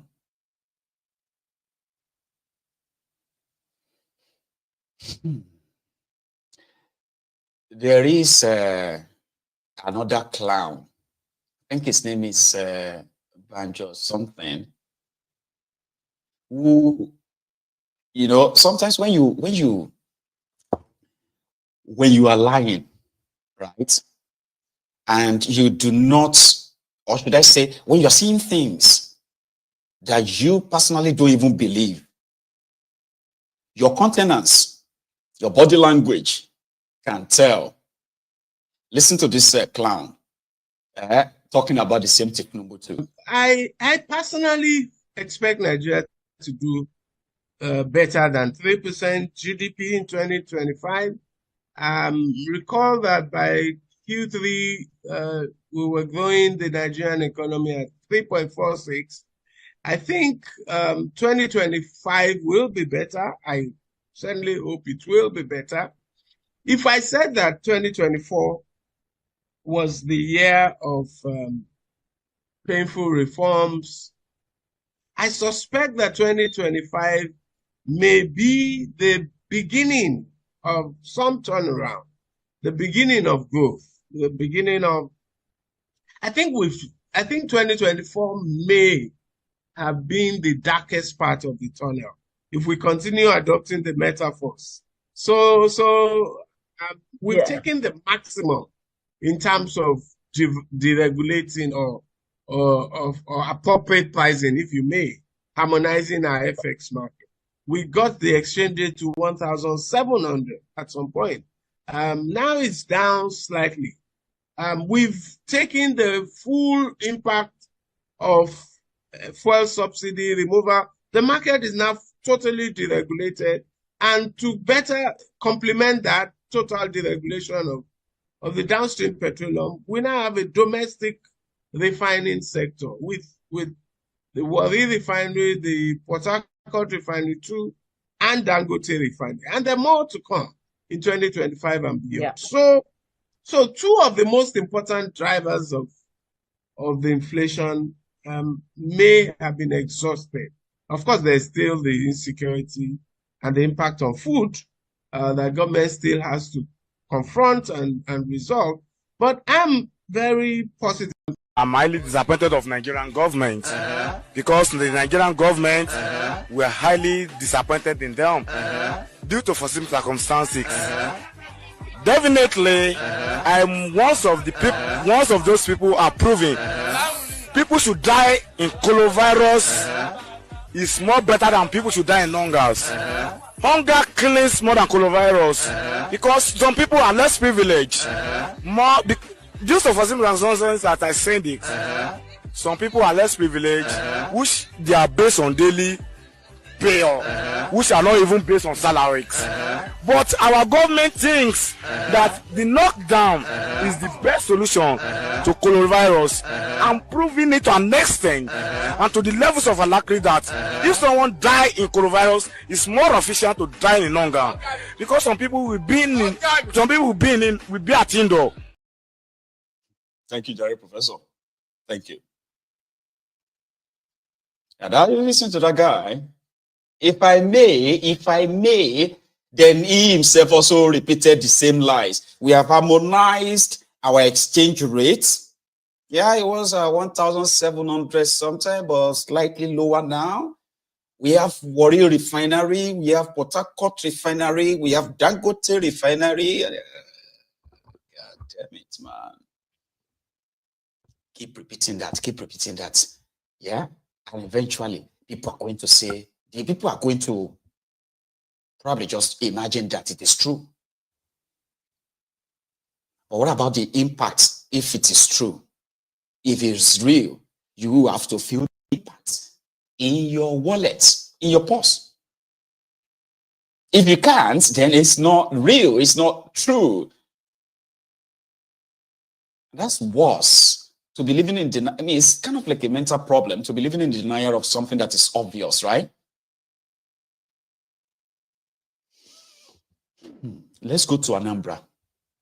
See, this Soludomb's security vigilante have been somehow been likened now to that of Hopeless Uzodingba, Hopeless Uzodinjo of Owerri, the Supreme Court governor of Owerri, who hired Asari Doku Pig, Asari Doku Dumb's armed kind of like, local terrorists to go after his own supposed political opponents.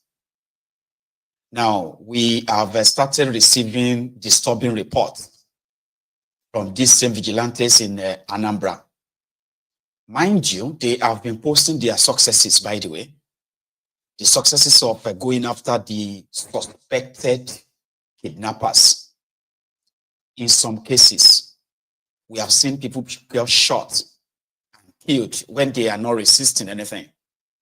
We have seen them shot harmless people accused of being IPOB or alleged kidnapper. So these guys have started kind of like, okay, here is the latest from what we gathered 2 days ago. They arrested about 4 or 5 guys because they heard a detonation, something like an explosion in an area. And when they got there, they found these guys in, at a site, a building site. So they arrested them. And then they sort of blindfolded them, and they accused them of being kidnappers. And they were paraded, by the way. But from what we have now heard, they've executed them. We have seen them being the, what do you call it?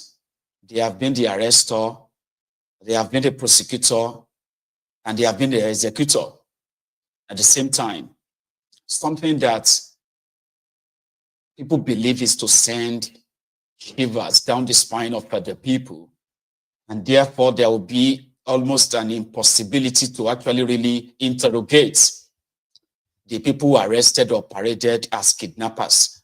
Again, they had homes or like buildings demolished in what we kind of believe is also the destruction of evidence, if these were indeed kidnappers then. I have this first clip for you. It's a bit disturbing, and the viewer's discretion is advised. But I want you to kind of watch these guys in black. I hear that they are partly Asari Doku Pig's boys in Anambra. But watch this.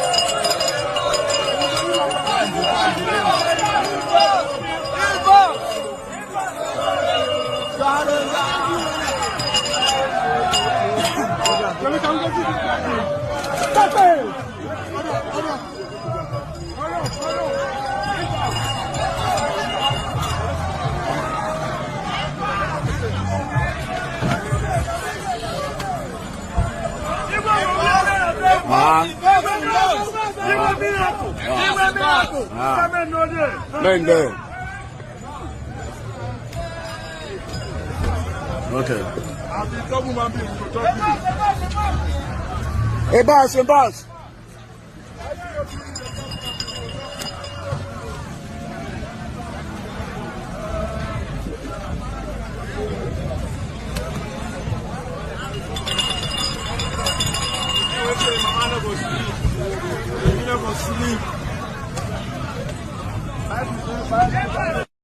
When they kidnap their victims from Nnewi here, they drive around, go through other towns, then they blindfold their victims and keep in this place. In this place, there is a shrine behind this place and something that looks like cell. Uninhabitable place, this is where they tie their victims. The government of Anambra State, the government of Professor Charles Chukwuma Soludo is taking this fight to every nook and cranny in Anambra State. Wherever these criminals are, we are taking it to them. Nobody can fight these criminals better than us. If you look here, we started Nuruago. You see top government functionaries here, the special advisor to the governor on Homeland Security, and you have the majority leader who is also heading the House Committee on Security. And then you have the House member representing Nnewi in Anambra State House of Assembly. And then you have the chairman, the mayor of Nnewi. We are all here. We are facing it. We are leading this fight. And I'm happy that while we were here, some people were also apprehended. They will give us useful information. As Mr. Governor will always say, we've not started. We are just pushing down buildings. By the time these people that are even apprehended on the spot start giving information, we will surely rid Anambra of every crime. These states will be the prosperous mega city that we are looking for, where you live, invest, work, relax, and enjoy. And that is for us. Mr. Governor says, come in, do your businesses, your legal businesses, and then go on your way undisturbed. Mr. Governor, he replaced Go Yahoo Plus with skinny 2 scale plus.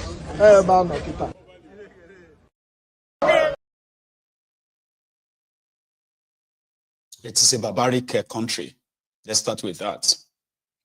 I mean, I have seen people who will tell you that,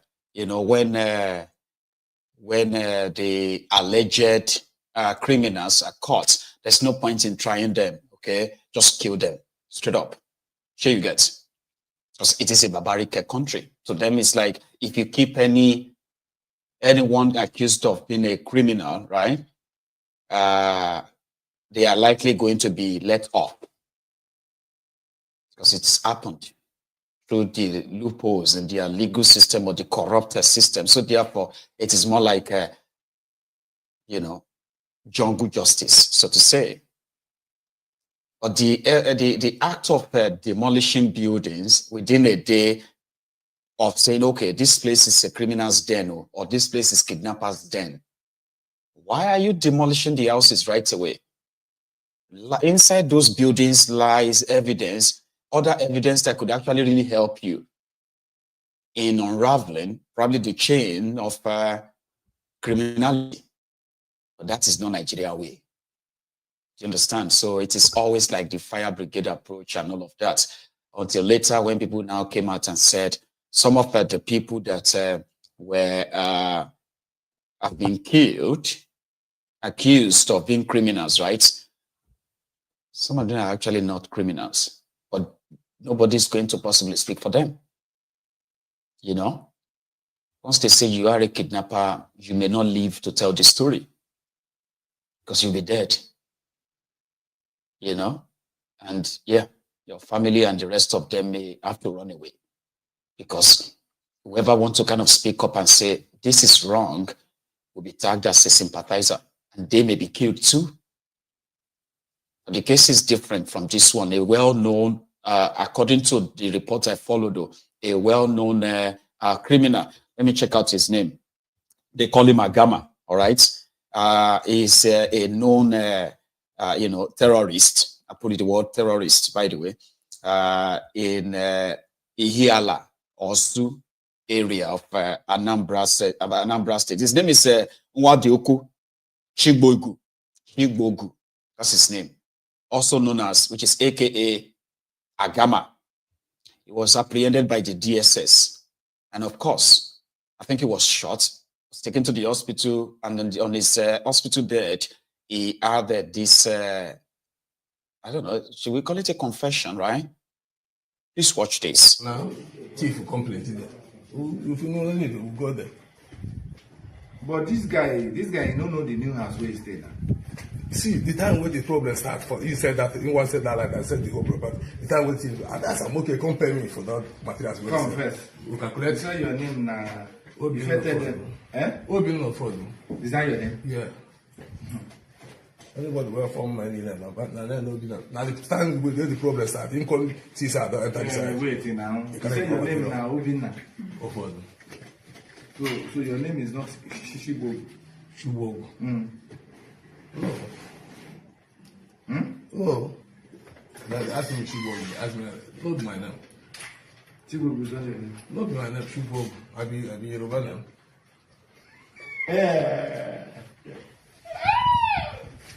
The boy want us to kill me because of that money. So all these things where you like the money matter. All this mark now where you get them. You don't tell what it is. You don't tell. This one not be jazz. Not that see go and that not be jazz. Who is talking about? That's what they asked me yesterday night. Say I think say God let the enter fire, but what is this Naja? Say no be just one bullet you afford that. They say Naja. Okay, wait. Who get all this? Now where would they use them? They use them work for bunker. For bunker? Yes. But this is you know the work. Is to do bunkering. This thing, what you go do for bunkering? It will help you. Now the thing where they go take the crude to come out. No, not me. They bring the crude come out. What's the what will they pass for road is that oil. Now that's why I do this. But you know anyone where they call trial. No, not trial. No, be just wait for God. What do we go call this thing? I say not gonna try that. What do we go call them? How we go try them? Naja, so. Naja, where you get them? And it's for what? Now for that visit, you are a natural liar. You are a natural liar, and you know be police arrest you in SSS. You know they lie for SSS. You hear? See everything. So you just see. You just deceiving yourself. You better make you talk true now. Now here you can fit talk. Where are you from? You said where are you from here? Umuname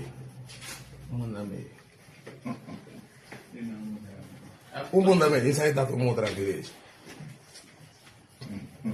Boss, see, when I go investigate everything. You are a liar. What is your Facebook name? Do you do Facebook? I got there for Facebook and somebody open up for me. Yeah, I don't know how to write something. Because of the somebody open up. That Facebook. Open up. What is the name for Facebook? I don't know the name. Show me there for my phone. True. No, the person is open. Go to it again. No, I don't. No, they make it a Twitter name. The Facebook common my parents. Maybe you say you have 7 children. Talk through now. I want 7 children. That one concern you. I want 7 children. Yes, since they have 7 children, hunger, 7 children. I want 7 children. The place where you stay, that will not be your girlfriend house. No. I mean the house. Who you stay with over there? I mean the house. My house where I live. The girl where they stay there with you, now my wife. Your wife, you does. Not be your girlfriend.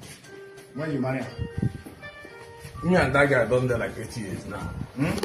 That your wife? Now my this one not be girlfriend man. Now my wife 80 years now.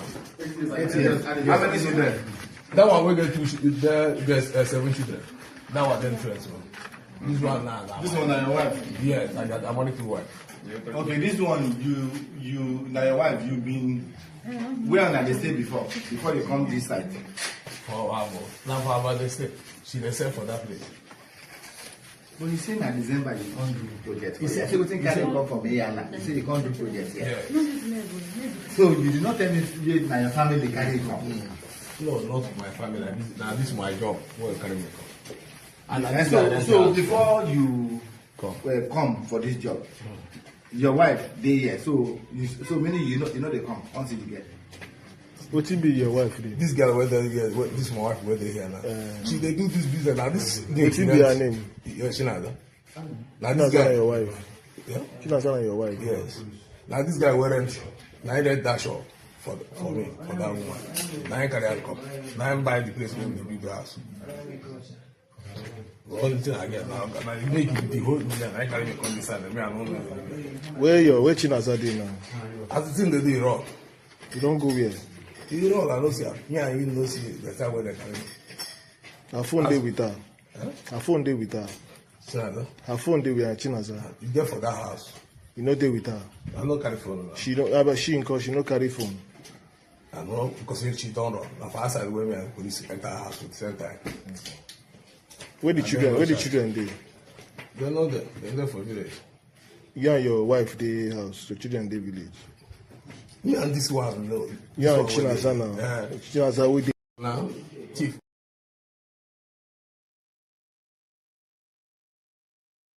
I mean, this is the people's courts now. What do you think?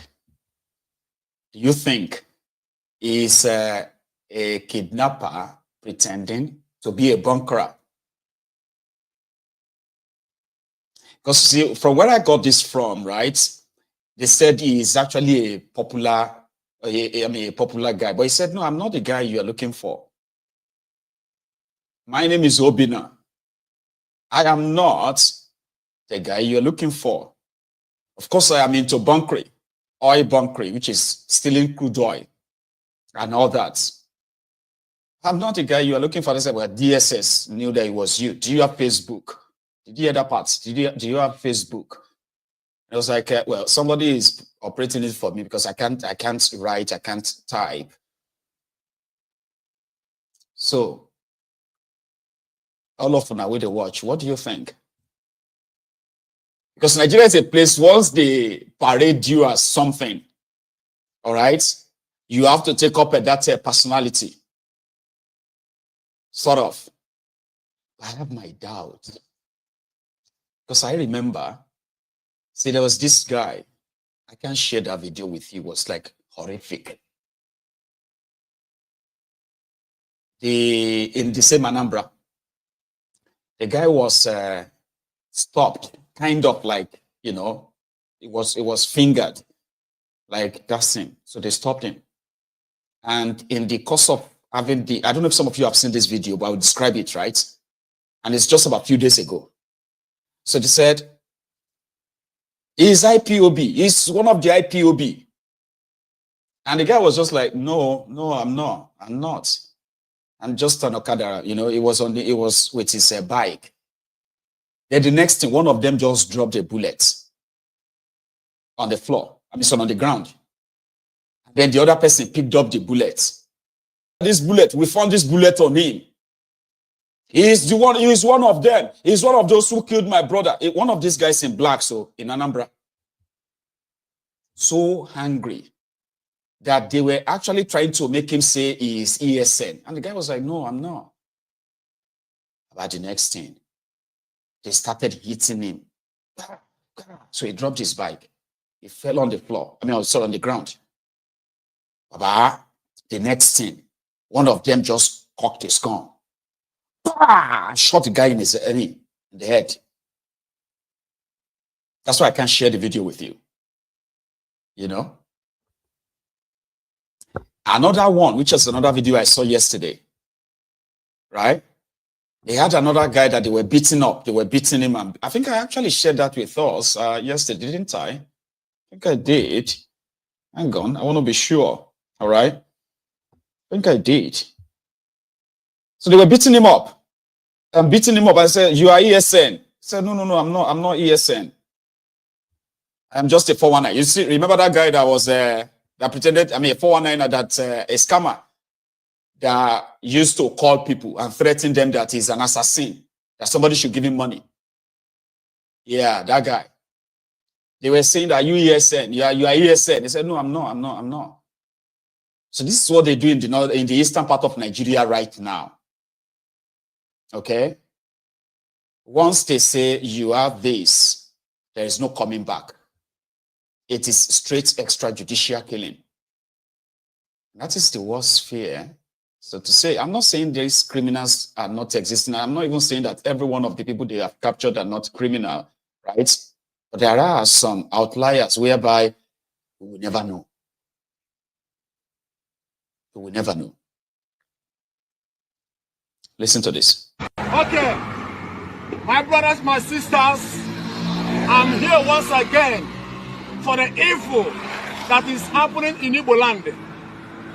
If all join in Igbo land and everybody keep silent, nobody wants to talk about it. All of you saw how they killed this innocent boy. And everybody keep silent.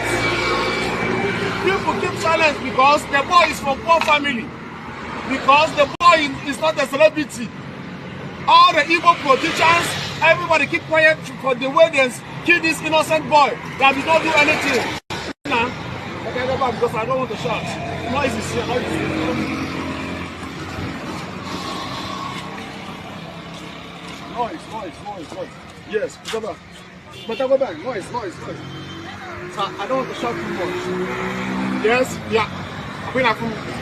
Now, all of us saw how they killed this innocent boy.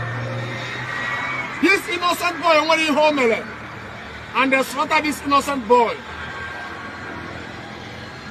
Answering the Kubo boys, his security he brought in Igbo land. And this is not the first time or second time he hit out an Imo state. And everybody are keeping quiet. This is not the first time or second time. They slaughter innocent people. And after youth do protest, the thing will start continue again. But this one, those security, they use their hand, video this innocent boy without no single evidence. And those boys, they speak Akwa Ibom side, Naja'atu Rivers State. And they are telling this boy where they killed that you people say that Biafra have 40 states. That what Biafra have is 5 states. About what this young boy Obulebu. And today not be first or second time this kind of thing is happening. Let me tell you people something. I'm not in support of insecurity that is happening in Igbo land. I'm not in support. I'm not in support of insecurity. But outside the Kuba, you will not use because of you are sending your security, you are sending your police people in Igbo land to fight insecurity. You are killing innocent youth. Governor Hopus Ademwa, you will not use because of you are fighting insecurity on non-government and you are killing innocent people. It's not good. If you people are looking for a non-government, go and look for them where they dey. Make them stop killing innocent people. Now this boy, they have killed this boy. Will not do anything. Now then use their hand to video it. But they don't know that this video will go viral. They video it and kill this innocent boy. And everybody are keeping quiet. Governor Hopus Ademwa, open and like this, will you be happy? Answering the Kubo, if na your son went and kill like this, without no single evidence that this boy is evil, will you be happy?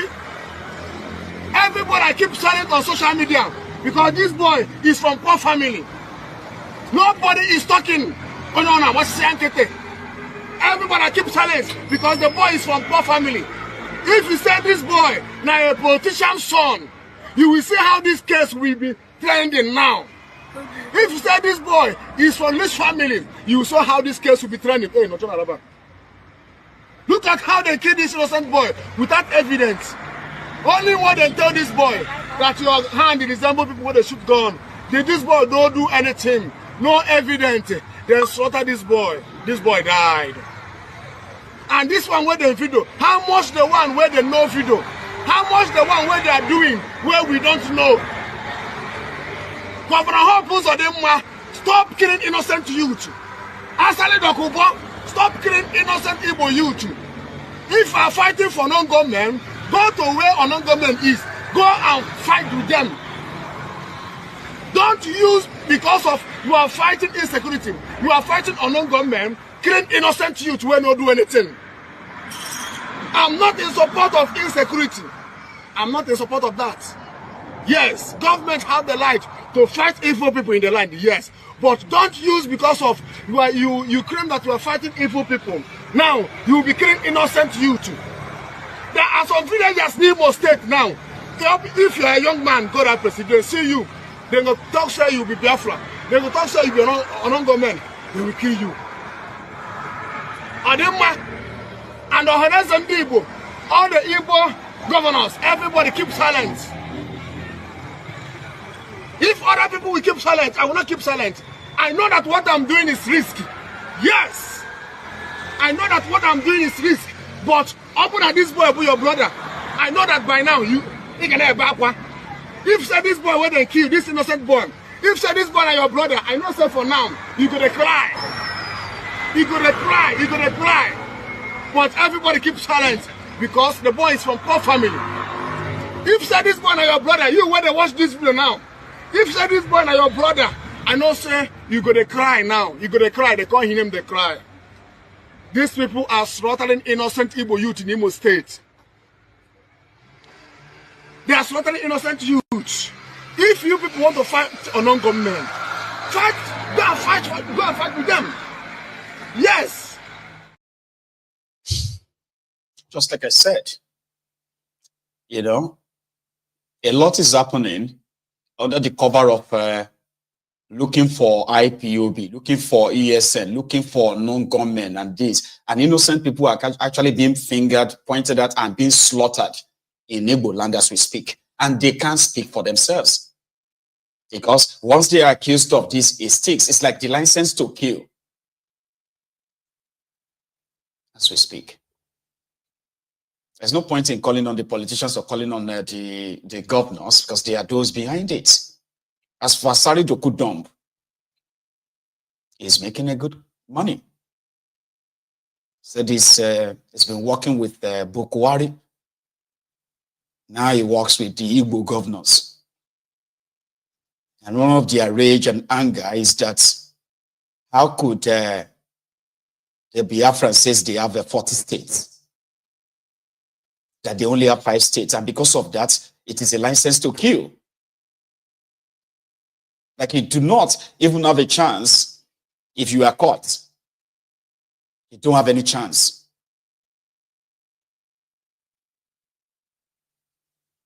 Extrajudicial killings in Igbo land is so underreported. And my heart bleeds for the innocent that are, that are being killed. Like if you want to fight a crime, that means you must have a mechanism where you're actually dealing with criminals, not innocent people, just because you want to send out a message. You just want to send out a message. Send out a message by killing people and then covering it up. Just like that guy said, the video, that means they recorded the murder. What about the ones that they probably never recorded? What about that?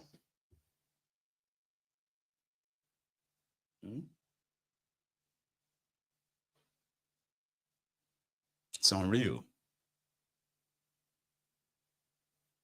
It is.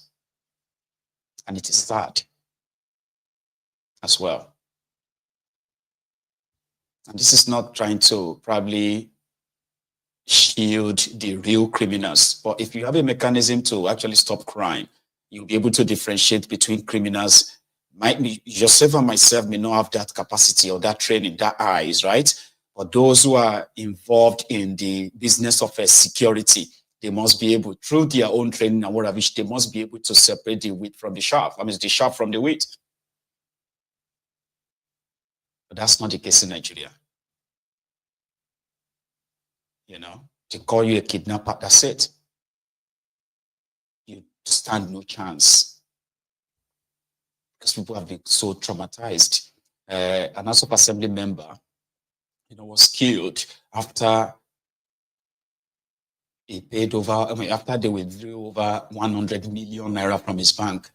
They kidnapped him in December. These young guys, right? They've been caught as well. Just I can't show the video because where they were interrogating the boys. There were actually dead bodies there, in the same Anambra. The guy that is representing Onitsha or so in the State House of Assembly was kidnapped in December. They demanded for ransom, and between that December and January, these boys withdrew 100 million naira from his bank, and then they still killed him. So they were caught yesterday. That's one good job. That's one good job done by these guys. So that's why I'm like, if they have a chance of actually doing the right thing, they do have the chance of doing the right thing, but if they want to do the right thing, is that after you apprehended these guys, then you probe further, and then, because there will be more from where that come from than to carry out an instant jungle justice. So I don't know the mechanism they are using, but they are killing Igbo youth under the disguise of fighting insecurity, and it is deliberate, so intentional. And I hope people kind of beam their searchlight on them very much more. Somewhere, I'm still staying in Eastern Nigeria, somewhere in Onitsha. Again, this is another dangerous adventure, right? A petrol-laden truck spilled its contents, and as usual, people forgot the danger that this kind of poses, right? And decided to start scooping fuel in Onitsha.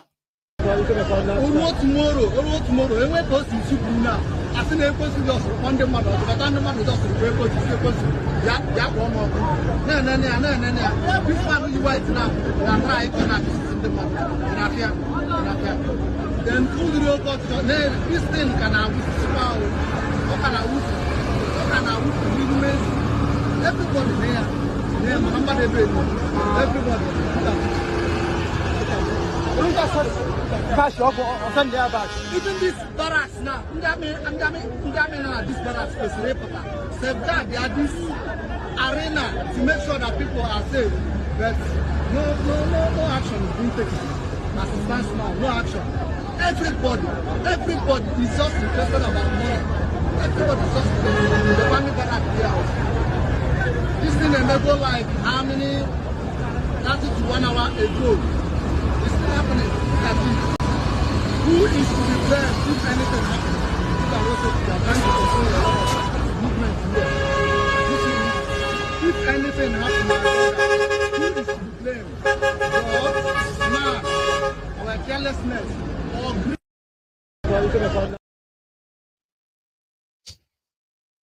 Just one spark, then the body goes surplus. Is that not what will happen? One spark like that, you will see dead bodies litter everywhere. And then we are likely going to come around and blame governments. Abi? Well, not that people kind of like blame governments in situations like that. You know what I mean?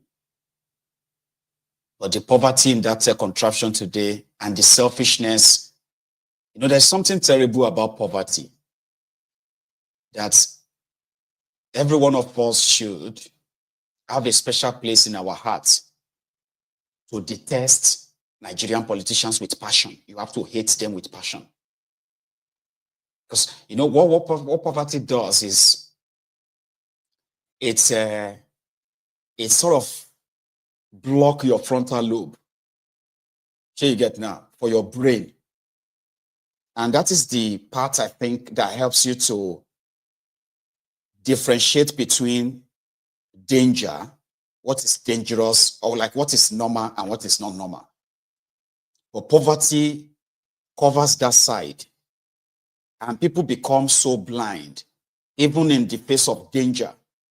What they are interested in is mostly their survival, and their survival is mostly about probably what they want to eat. The selfishness that comes with poverty is kind of like a mind numbing. You don't think about the danger. You don't really care. That moment you think you are smarter, and then the tragedy will strike. Pa! That's it. Hundreds of people can become Siri, Suya, born beyond their recognition. Yeah? So this is why if you do not have a special place in your heart dedicated to actually like despising these criminals in Nigeria with what they have created, the society they have created, how they have weaponized poverty, so that people can see what their actions poses, the danger that their own actions actually poses to themselves and the people around them. Poverty. I know some will say, no, don't blame it on poverty. You don't understand. It is poverty. Because when you look at how people managed greed, even if that's their selfishness, their greed poses a personal danger to them, they don't see it. They don't. They won't see it. Some of you will look at that and say, some of you are kind of like better off. You are not going to go and carry a bucket and say you want to go and scoop a fuel. Or you see somebody who has a shop, right? And is making, let's say, is making 2,000 naira a day or 1,000 naira a day. Somehow, is there scooping fuel because is, you see, economically is still poor. So you get, there are people that you think, oh, they look okay. They are not okay. The society you live in, right, which is kind of like a modeled you in a poverty shape of mind, simply means that even when you don't need that thing, your greed, your selfishness will still want you to want to actually have it, even if he poses it like that, if he poses a serious, grave danger to you. You know, it's unfortunate, though. But let's just say that, well, the tragedy didn't really strike, and therefore we can still use them as the future one. It won't change anything. It's the same all over the place. Tomorrow, if another tank loses his brake or what have you, and then, crash, spill its content in any part of Nigeria, the same thing, even policemen will join them in scooping fuel. That's the state of that contraption. So you do not hate these criminal politicians enough. Just so you know.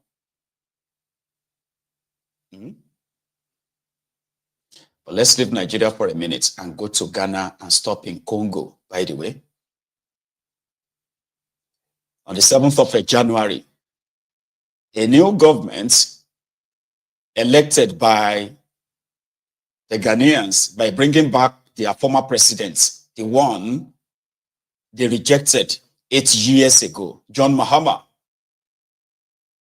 And since then, somehow, there's been some latest, fisticuffs, political fisticuffs in Ghana. And this is just for the mention. And what actually, caught my interest is that I saw people protesting and fighting themselves because a promise made to them is not being fulfilled. And what was that promise? They said that, John Mahama, they are now president, right? And some of his acolytes, like his own guys, they promised the people of Ashaiman, it's called Ashaiman, it's like a constituency. They promised them ministerial appointments. But they've appointed all the ministers right now, and none is from that part of Ghana. So they now started protesting. I was like, oh, okay, that's interesting. Let me show you.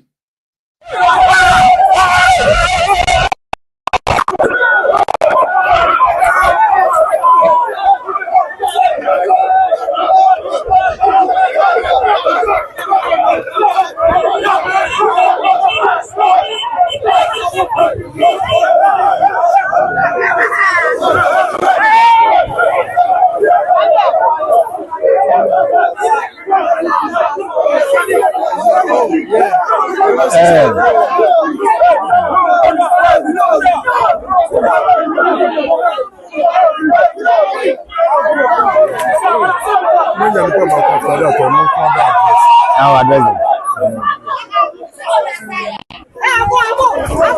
Yeah. Charlie, we are here. We are pleading with the president and the leadership at the top. We are the people of our Chairman. We were promised ministerial appointments. That was what the president promised us. Sonny Jeffrey came here and promised us same. And Honorable Agboja came here and promised us same. Atifu Singh promised us same. Aseni Jeffrey promised us same. So what changed? What changed? What changed? And why?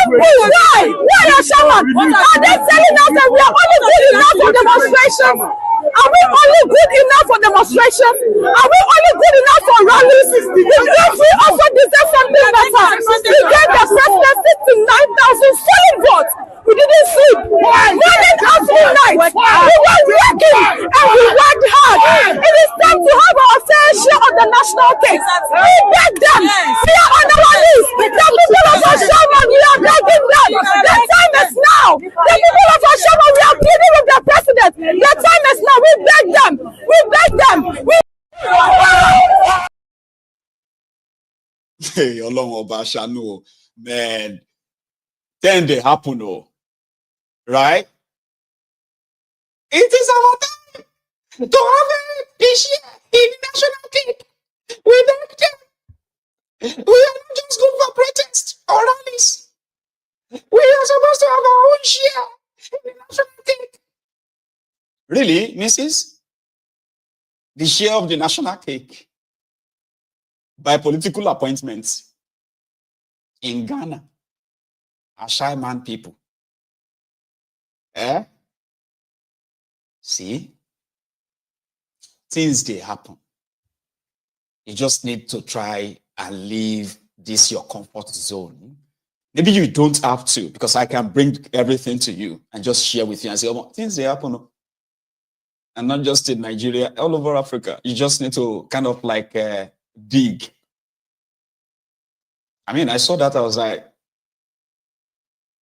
well, we Ijebu people need to go and protest too, because we need our own share of the national cake. Do they have any Ijebu in Abuja right now, by the way? Because if I say we go, African Wahala, we need to call on all other Ijebu, so. Because there's no Ijebu minister, no Ijebu, I mean, no. We just have our own share of the national cake as well. Don't you think? Should we kneel down and beg them? So we can have our own share of the national cake. It's our own time. It's crazy, man. I hope they get their fair share of the national cake. It's important. If it's not, they won't be protesting, right?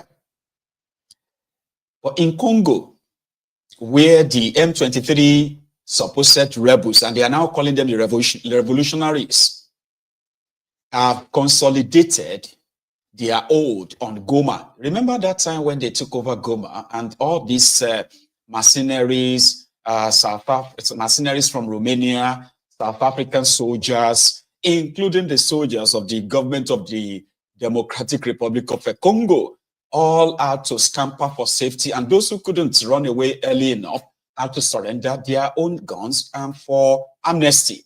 Remember, that's just last week. Yesterday, to show that a saying that all the projection about the dangerous tendencies or whatever description they've given the people about the M23, right? That they are rebels, they are terrorists, they are this or that. It doesn't seem so. As yesterday, the over 2 million people of not all the 2 million, okay, but Goma area of the North Kivu, the eastern part of Democratic Republic of Congo, the mineral-rich Congo, where this M23 have now taken control of. To consolidate that, right, they held a sort of solidarity, I don't want to say much, but solidarity kind of gathering yesterday, okay? And the turnout was very massive. It's pretty much like the rest of the Shekedi or whatever his name is, the president of DRC, who had to give guns to some irate youth to go and help him stop this M23, and hundreds of them were killed, by the way, right? So this same government in Kinshasa, they seems to have probably lost Goma forever. I mean, in my own view. Let me show you what happened in Goma yesterday. This is just a few days after the M23 took over the region.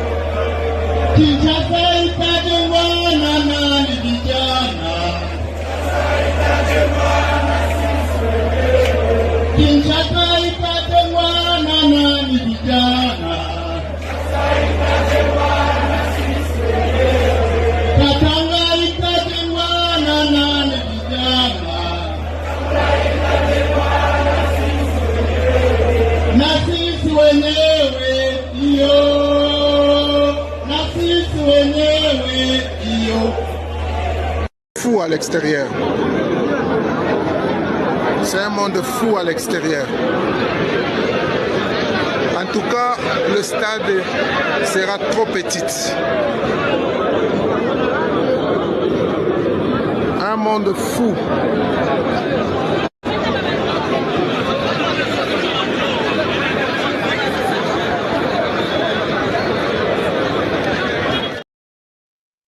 So, like I say, Kinshasa would have to, it's going to be like a full-scale war to retake that region.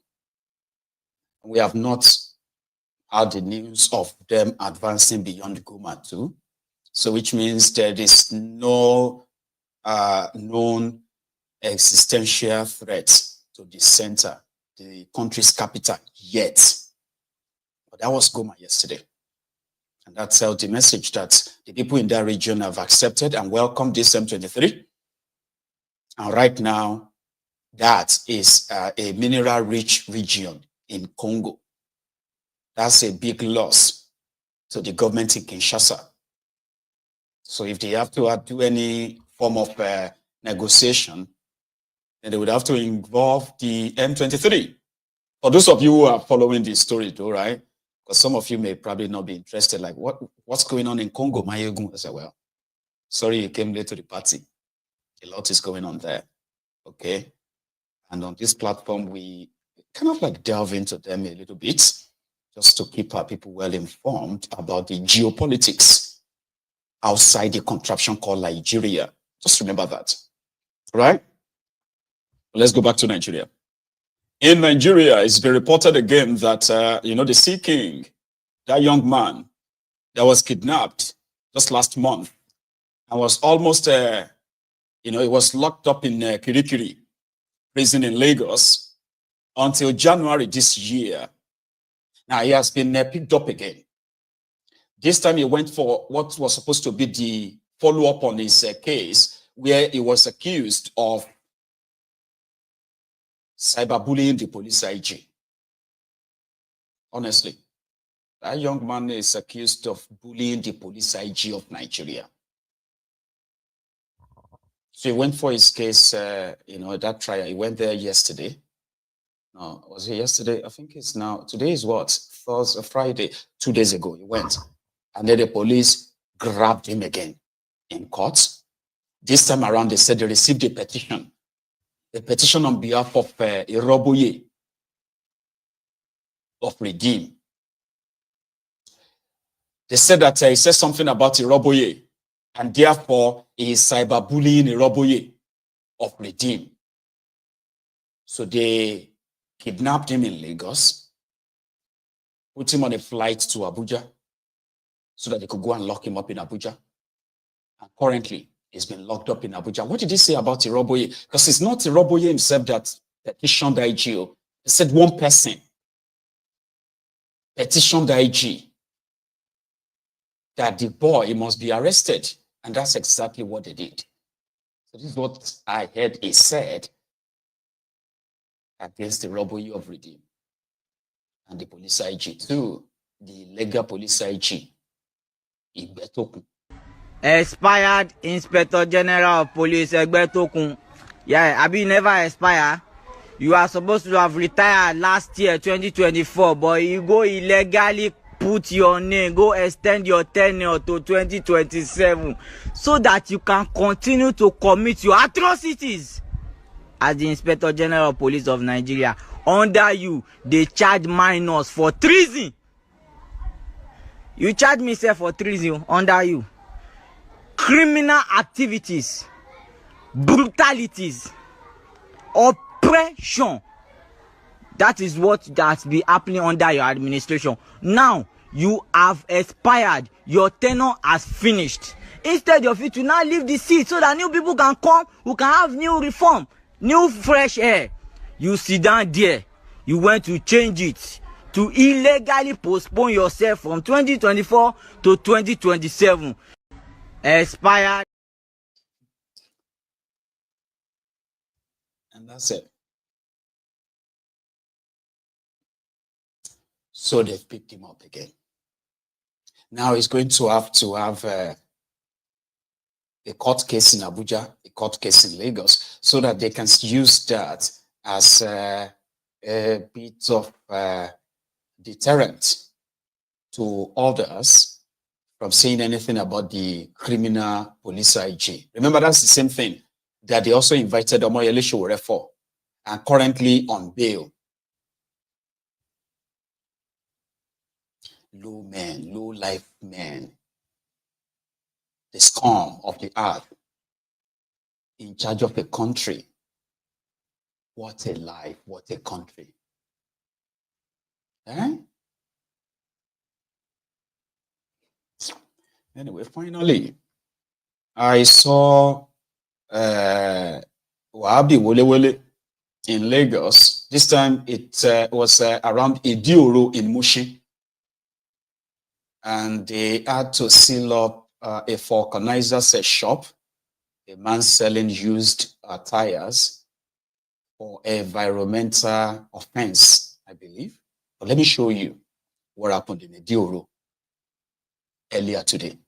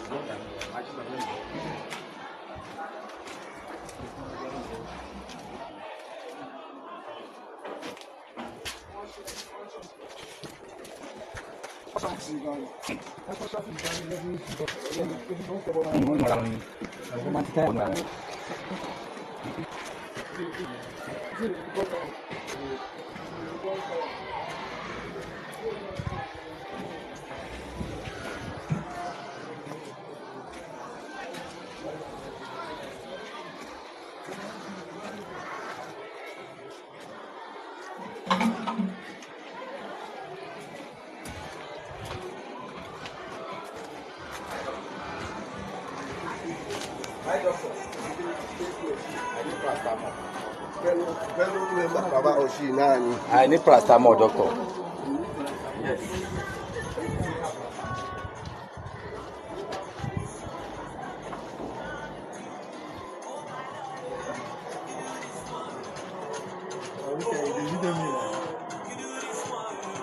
They fear? You have to tell me what to do.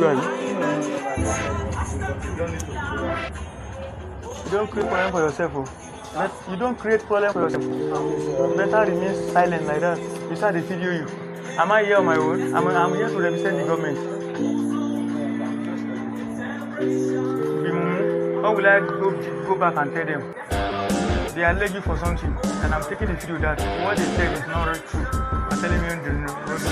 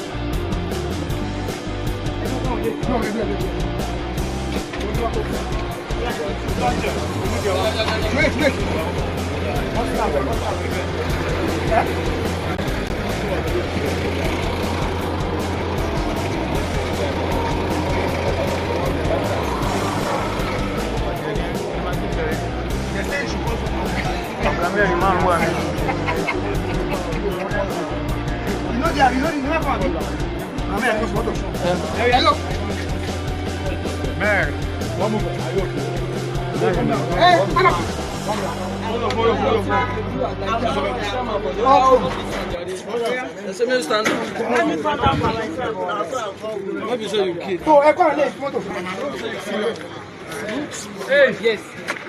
Siloda, chain, my lord. Siloda, chain, my lord.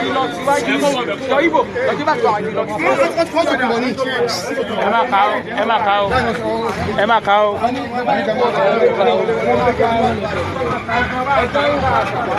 No, I think you can go there. Come on, to call my car.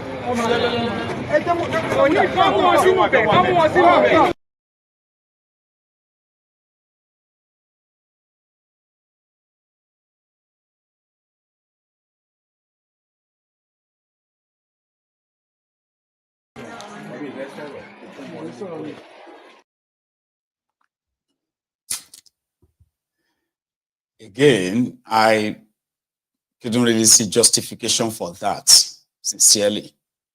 All right? Except if they have been accused of committing a crime, selling a supposed, selling the tires that were supposed to be disposed of, kind of, I don't know. But they were caught for environmental offense, and the house was sealed, and their wares were also taken away.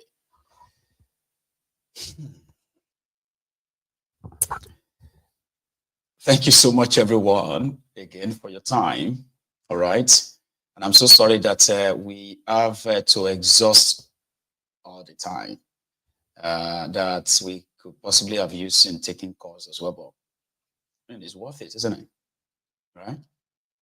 So again, we are also looking forward, which is going to be like a week from now. We are looking forward to Prince Jejeman's, the release of Prince Jejeman's new single called "Give Them Rise." A snippet was played yesterday, and I'm going to repeat that tonight again, just before we go.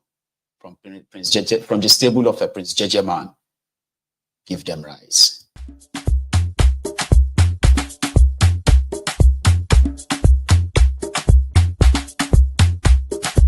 Some people to do, some people to do. If you do me, I go do you. If you holla, you go here do. Electricity no day. Give them rise. Insecurity every day. Give them rise. Trillions and billions. Give them rise. Politicians they carry go. Give them rise. They go they shop, who go they talk. If I talk on a treason, I know talk on a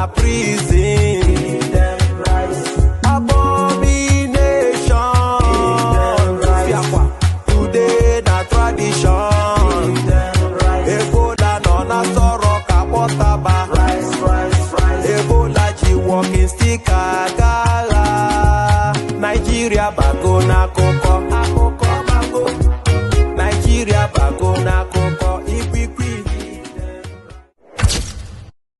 The cost of fuel has gone up. Food and other prices have followed it. Households and businesses struggling. Things seem anxious and uncertain. I understand the hardship you face. I wish there were other ways, but there's not. Chai!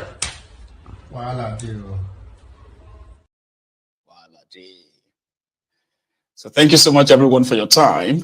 And remember, even though you have always been very conservative and very strict with your offering, like in the broadcast, but listen, that is one very valuable, gift you can give to me by liking the broadcast before you leave and sharing it as well. Okay. Thank you so much for spending your evening with me again. I am going to see you again tomorrow. Enjoy the rest of your night or evening, and good night.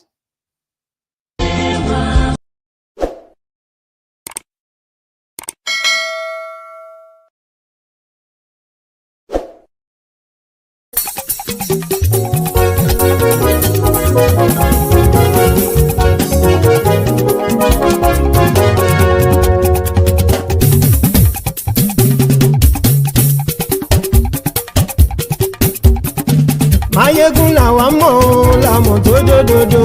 Mayegun dayari Mayegun number one. Mayegun làwa mọ̀ làmọ̀ tó dòdòdò.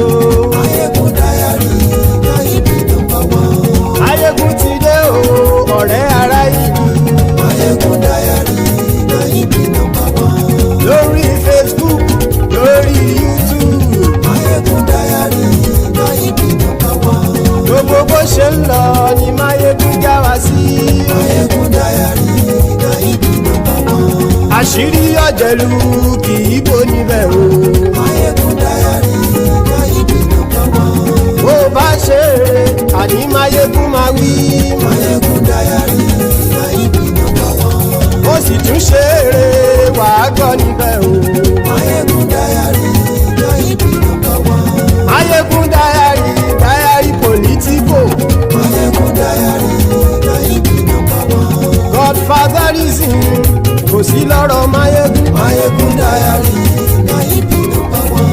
Ẹ farabalẹ̀ sẹ́ o kẹgọ́rọ̀ lẹ́nu o. Mayegun dayari Mayegun number one. Àní Mayegun làwa mọ̀ tó dòdòdò. Mayegun dayari Mayegun number one.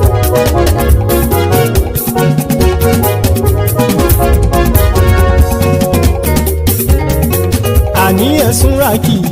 Mayegun ti dé. Mayegun ti dé. Ọ̀jẹ̀lú ẹ̀sùn ràkì. Mayegun ti dé. Àní ẹ̀sùn ràkì. Mayegun ti dé. Lórí Facebook. Mayegun ti dé. Àní ẹ̀sùn ràkì. Mayegun ti dé. Lórí YouTube. Mayegun ti dé. Àní ẹ̀sùn ràkì. Mayegun ti dé. Bọ́ bàbá gbé wúrẹ́. Mayegun máa wí. Àní ẹ̀sùn ràkì. Mayegun ti dé. Ijó ìgbádìyẹ. Mayegun máa wí. Àní ẹ̀sùn ràkì. Mayegun ti dé. Bí pẹ̀sìdó bá rúfin o. Mayegun máa wí. Àní ẹ̀sùn ràkì. Mayegun ti dé. Bí gómìnà kówó jẹ. Mayegun máa wí. Àní ẹ̀sùn ràkì. Mayegun ti dé. Ọlọ́pàá ti ń gba rìbá. Mayegun máa wí. Àní ẹ̀sùn ràkì. Mayegun ti dé. Aṣòfin tí ń rúfin o. Mayegun máa wí. Àní ẹ̀sùn ràkì. Mayegun ti dé. Òpùrọ́ olóṣèlú. Mayegun máa wí. Àní ẹ̀sùn ràkì. Mayegun ti dé. Ọ̀jẹ̀lú ẹ̀sùn ràkì. Mayegun ti dé. Àní ẹ̀sùn ràkì. Mayegun ti dé.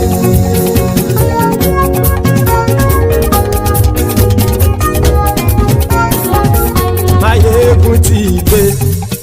Gbogbo ọ̀jẹ̀lú ẹ̀sùn ràkì. Mayegun ti dé. Gbogbo ọ̀jẹ̀lú ẹ̀sùn ràkì. ṣùgbọ́n ní bá ti ṣe èyí tó yẹ kí wọ́n ṣe ọmọ bá dèrò ní fi wọ́n níran o.